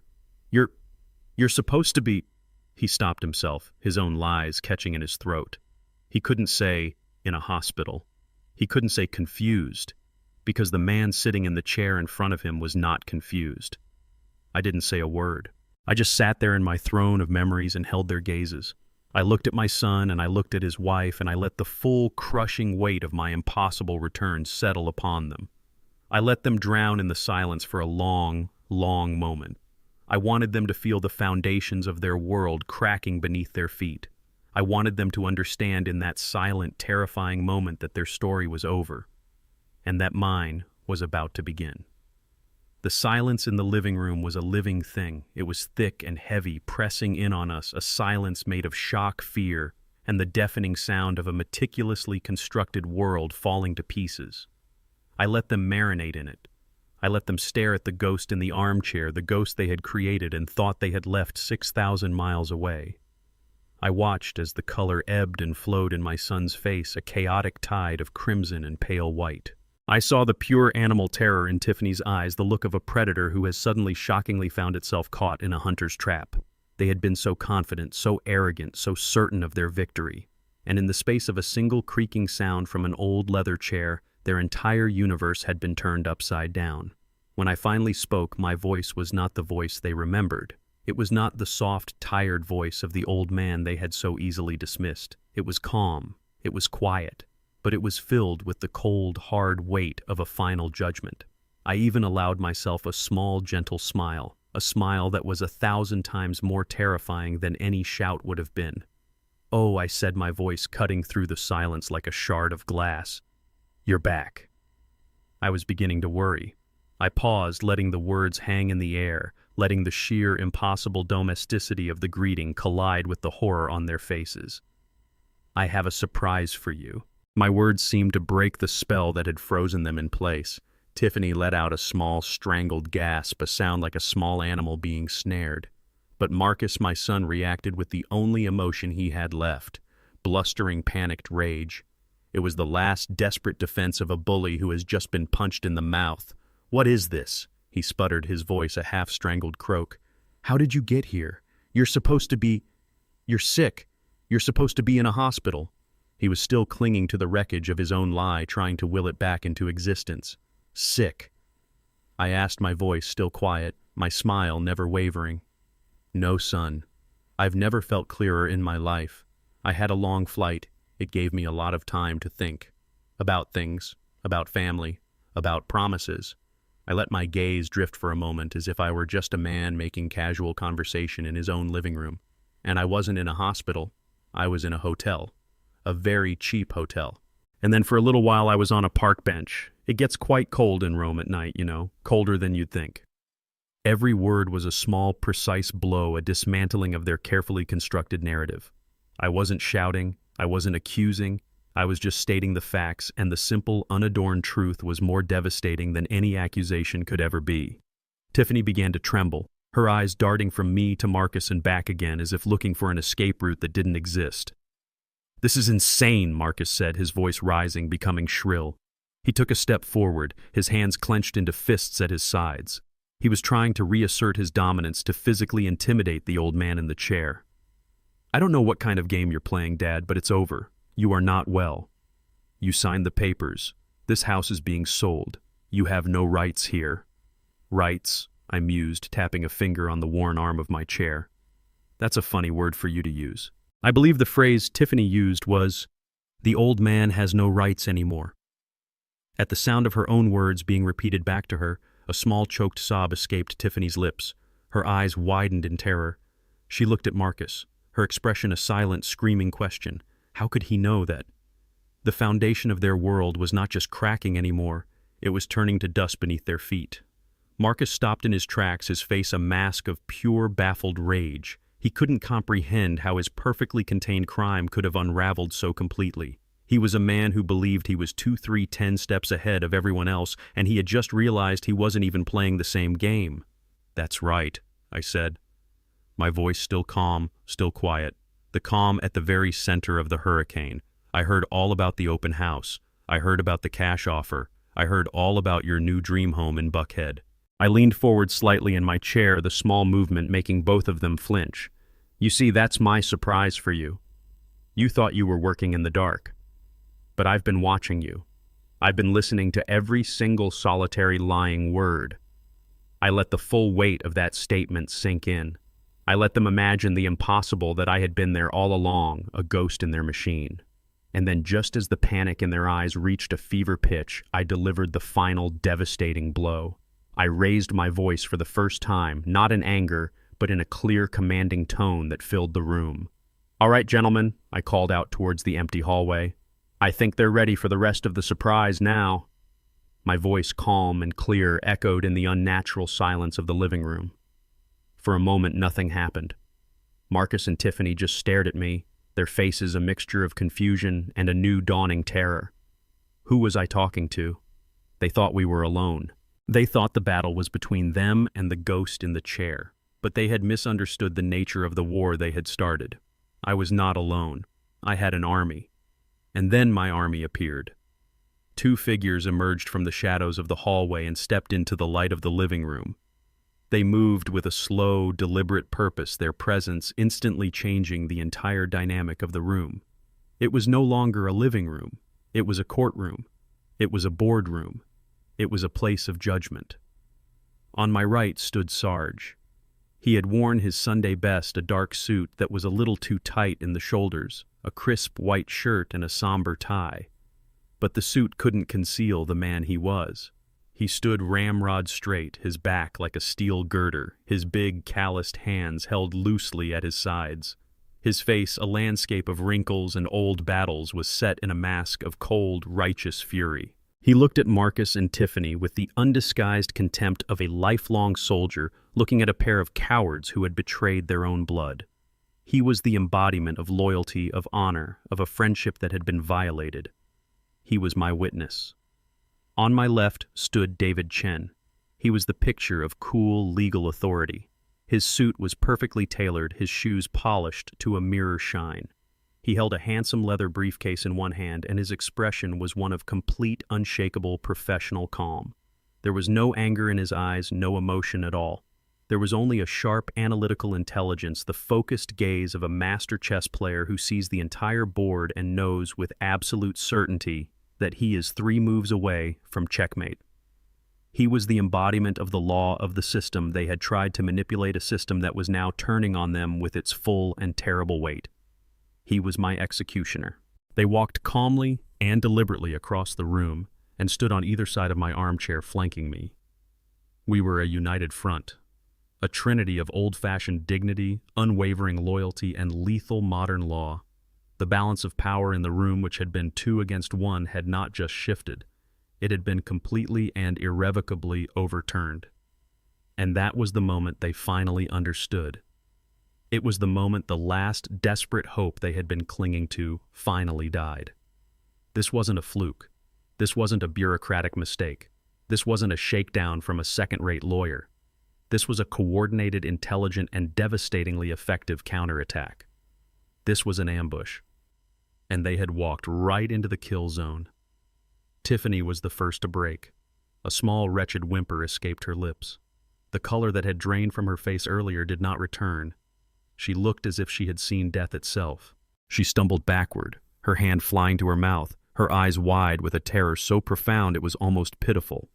The arrogant, calculating woman who had sneered at my armchair and plotted the theft of my life was gone, replaced by a frightened, cornered animal. She sank onto the edge of the sofa, her body seeming to collapse in on itself, a puppet whose strings had just been cut. Marcus's arrogance shattered like a pane of glass. The blustering rage, the defensive anger, it all just evaporated, leaving behind the raw, sickening face of pure fear. His eyes darted from my face to the unyielding granite of Sarge's expression to the cold professional calm of David Chen. The mental arithmetic was happening behind his eyes. He was finally adding it all up. The phone calls, the canceled sale, the strange silence of the house, the impossible return of his father. He was a man who believed he was the smartest person in any room, and he was just now realizing far too late that he had been outmaneuvered, outsmarted, and utterly, completely defeated. The ghost he had tried to bury had not only come back, but it had brought the full weight of the law and a lifetime of loyalty with it. The silence stretched for another long, terrible moment. Then David Chen took a single deliberate step forward. He placed his leather briefcase on the coffee table in front of Tiffany. The solid, definitive thump of the briefcase hitting the wood was the sound of a gavel falling, the sound of a judgment being rendered. He looked at Marcus. He looked at Tiffany. He did not look at me. His focus was entirely on the enemy. When he spoke, his voice was calm, measured, and devoid of any emotion. It was the voice of a man who was simply stating a series of irreversible facts. "Good afternoon, Mr. and Mrs. Vance," he said the polite words, a chilling counterpoint to the terror in the room. "My name is David Chen. I am Mr. Elias Vance's legal counsel." He paused, letting the full weight of that title sink in. "I believe you have been making some decisions regarding property that belongs to my client. Perhaps we should have a conversation about that." David Chen's voice was the only thing that moved in the supercharged stillness of the room. It was a calm, precise instrument, and with every word he began the slow, methodical process of dismantling my son's entire world. He walked over to the coffee table where Tiffany sat, a trembling, broken doll, and placed his handsome leather briefcase upon it. The solid thump of the briefcase hitting the wood seemed to punctuate the end of their lives as they knew them. He opened the case with a series of soft, satisfying clicks. The sound was like a safecracker opening a vault, only he was not there to steal treasure. He was there to reveal the ugly, damning truth. He looked not at me or at Sarge, but directly at Marcus and Tiffany, holding them captive with his cool, analytical gaze. "Let's begin with the foundation of your entire plan, shall we?" he said, his voice conversational as if he were a professor beginning a lecture. He pulled out a sheaf of papers, a copy of the documents I had signed in that miserable hotel room in Rome. He held them up. "This purports to be a durable power of attorney granting you, Mr. Vance," he said, nodding at my son, "full and complete authority over your father's financial and personal affairs." Marcus, summoning the last tattered shreds of his arrogance, puffed out his chest. "That's right," he blustered. "It's all perfectly legal. My father signed it. He wanted us to handle things." David Chen gave a small, almost pitying smile. "An interesting theory," he said. "Unfortunately, the law has a different view of documents signed by an individual under duress without legal counsel who is physically unable to read the document due to poor lighting and failing eyesight, and who was actively misled as to its contents. That is not called a legal transaction. That is called coercion." He tossed the stack of papers onto the coffee table in front of Tiffany.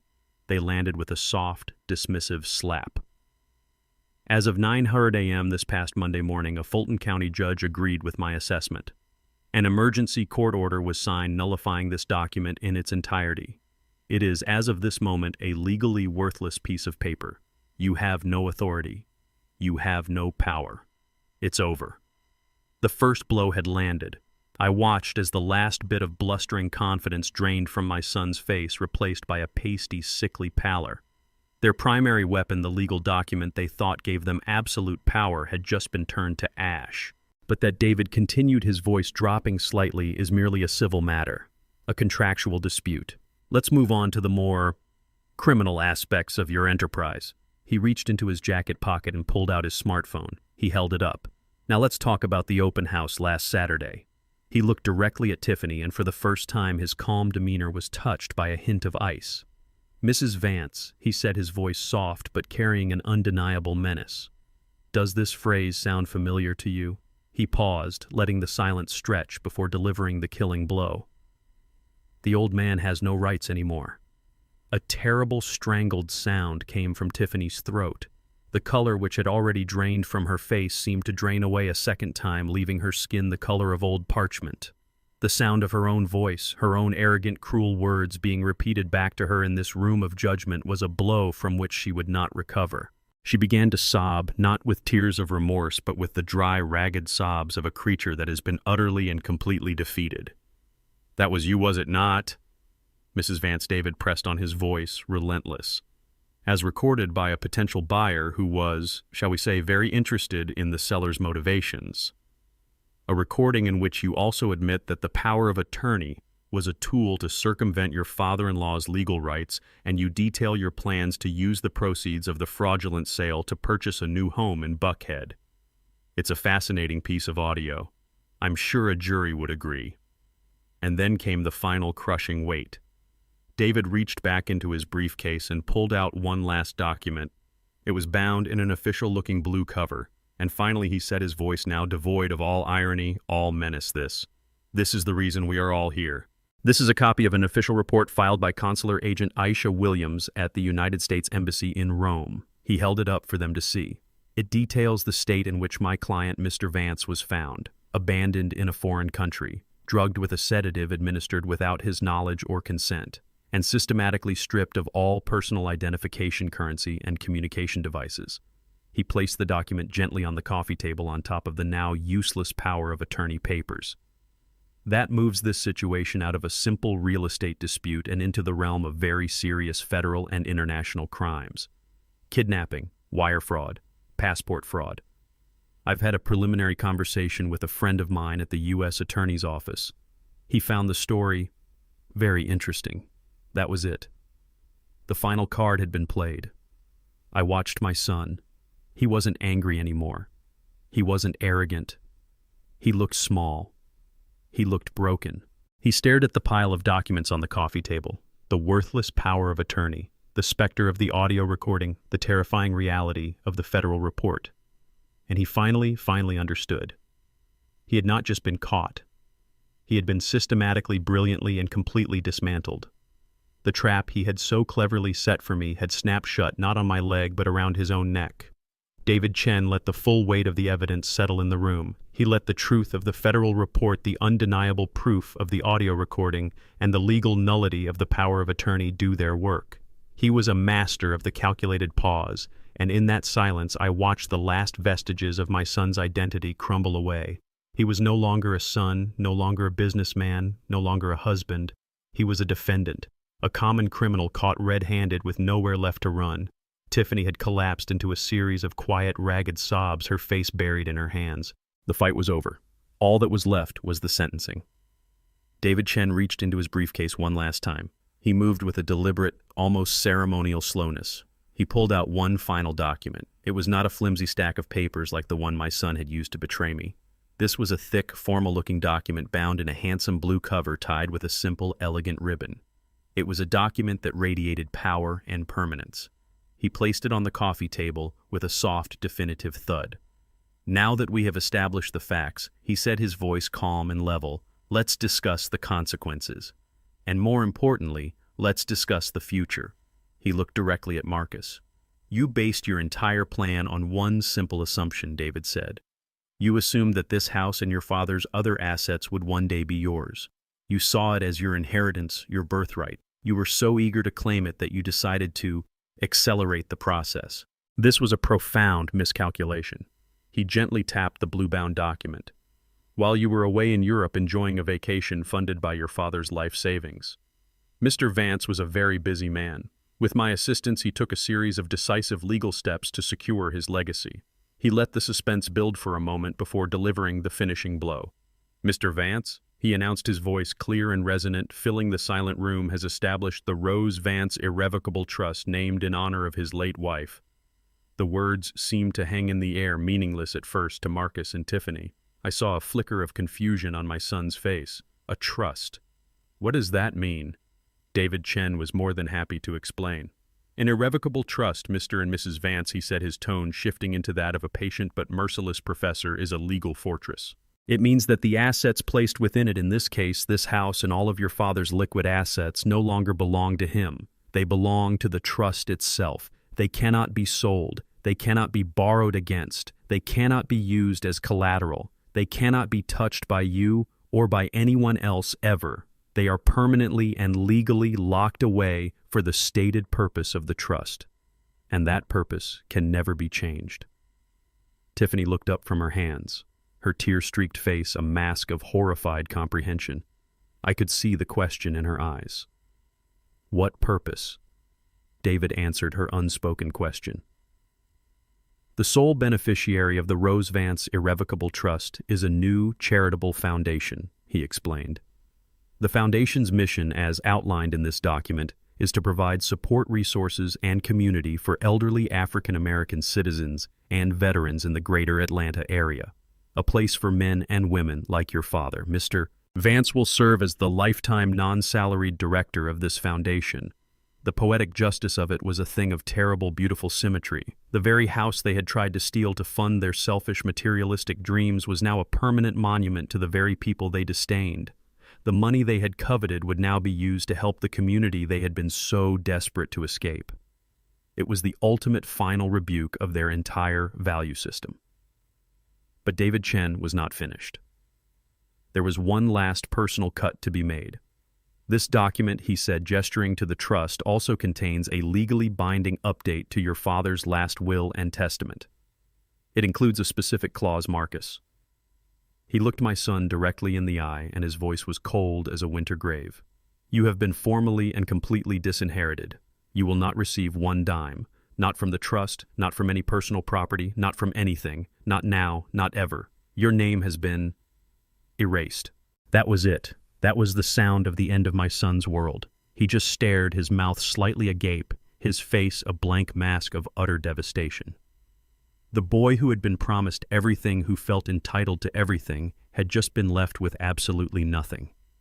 He looked at me, then truly looked at me for the first time, his eyes filled not with arrogance or anger, but with the dawning, sickening horror of what he had so carelessly thrown away. I did not feel a sense of triumph. I did not feel a surge of joy.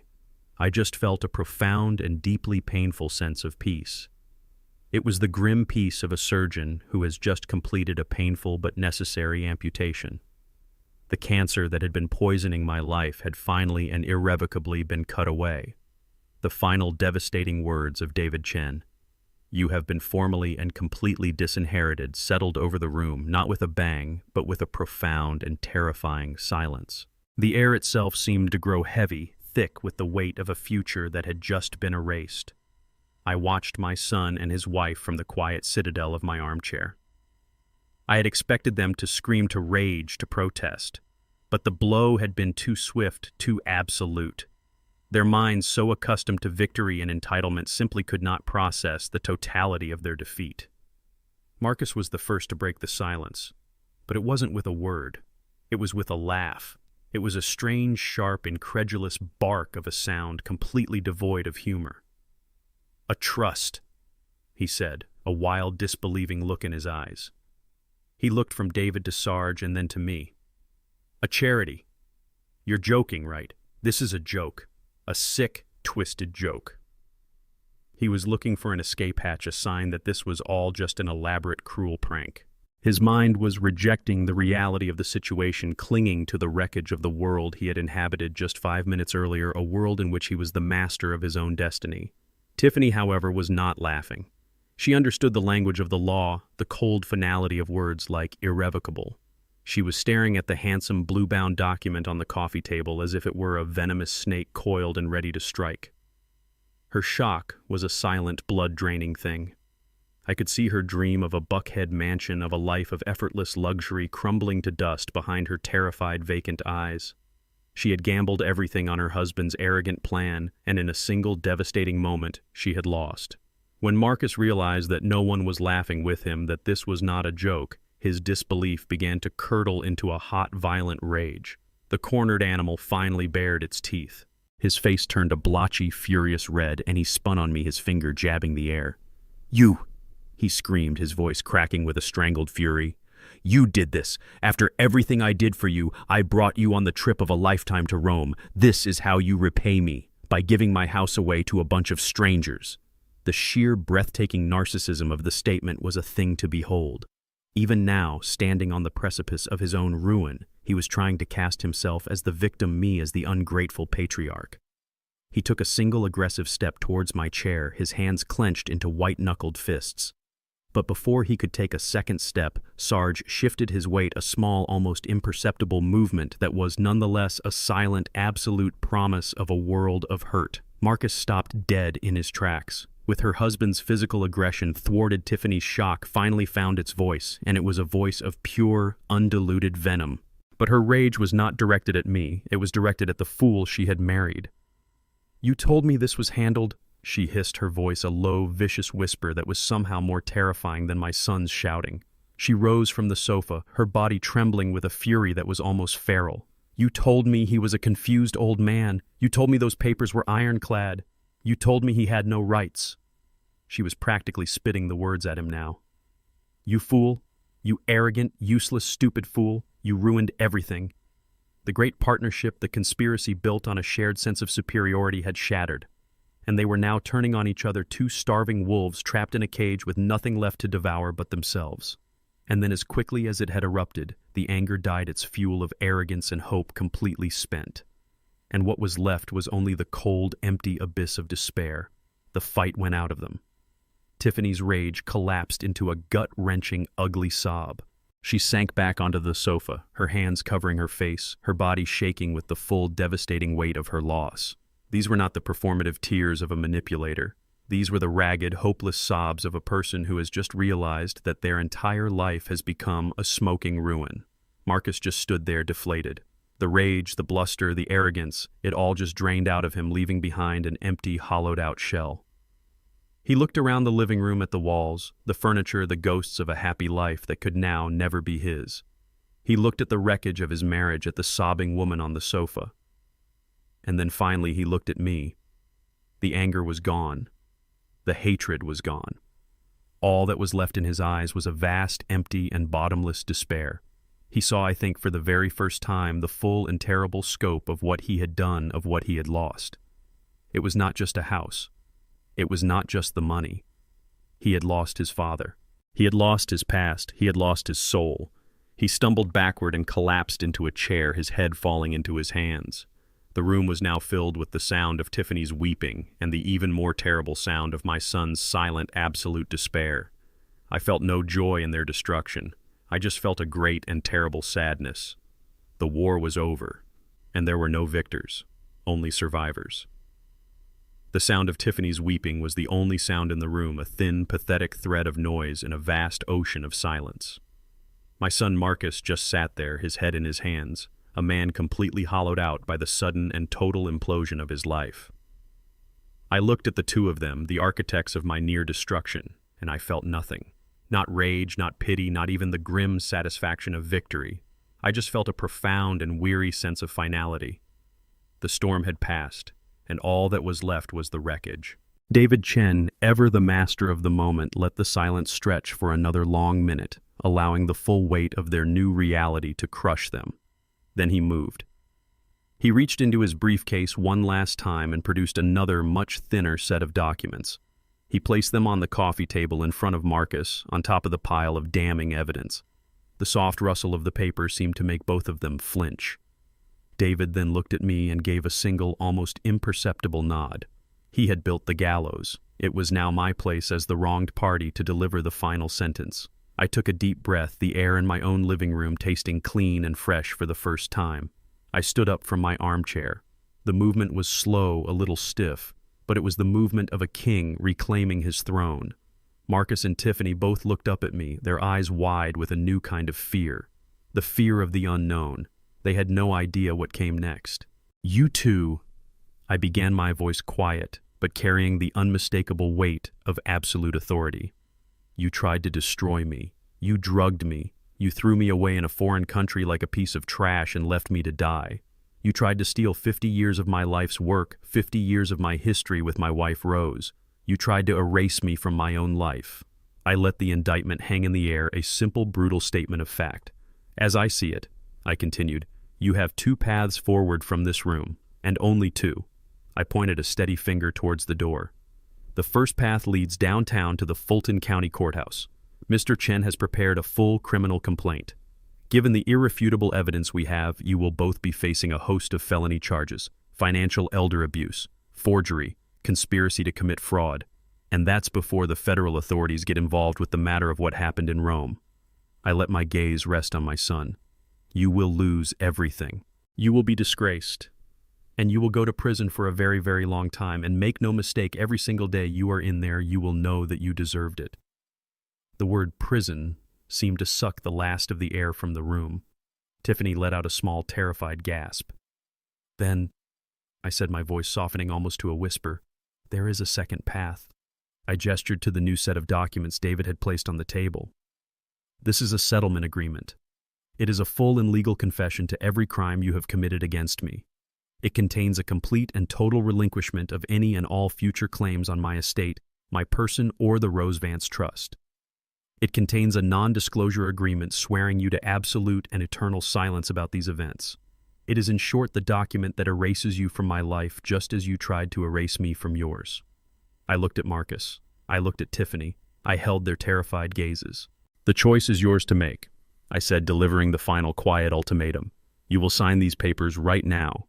You will then walk out of this house, take only what you can fit in your car, and you will disappear from my life forever. I will never see you again. I will never hear from you again. Or," I paused, letting the alternative sink in, "this lawyer," I gestured to the silent, waiting figure of David Chen, "will hand this entire file, the recording, the embassy report, everything to the district attorney's office at 9 a.m. tomorrow morning." I looked at the clock on the mantelpiece, the one that Sarge had so thoughtfully restarted. "You have 5 minutes to decide." There was no decision to be made. It was a choice between oblivion and annihilation, and they knew it. Tiffany was the first to move. Scrambling forward on the sofa, she lunged for the pen on the table, her hands shaking so violently she could barely hold it. She didn't even try to read the document. She just signed her name on the indicated line, her signature a spidery, desperate scrawl. Tears and makeup smudged the expensive paper as she pushed it towards Marcus. My son didn't move for a long moment. He just looked at me, his eyes pleading. He was searching for something in my face, a flicker of doubt, a glimmer of the fatherly love that he had so callously thrown away. He found nothing. He found only the grim, sad peace of a necessary ending. He finally seemed to understand that the father he had known was gone, and that he himself had killed him. He picked up the pen.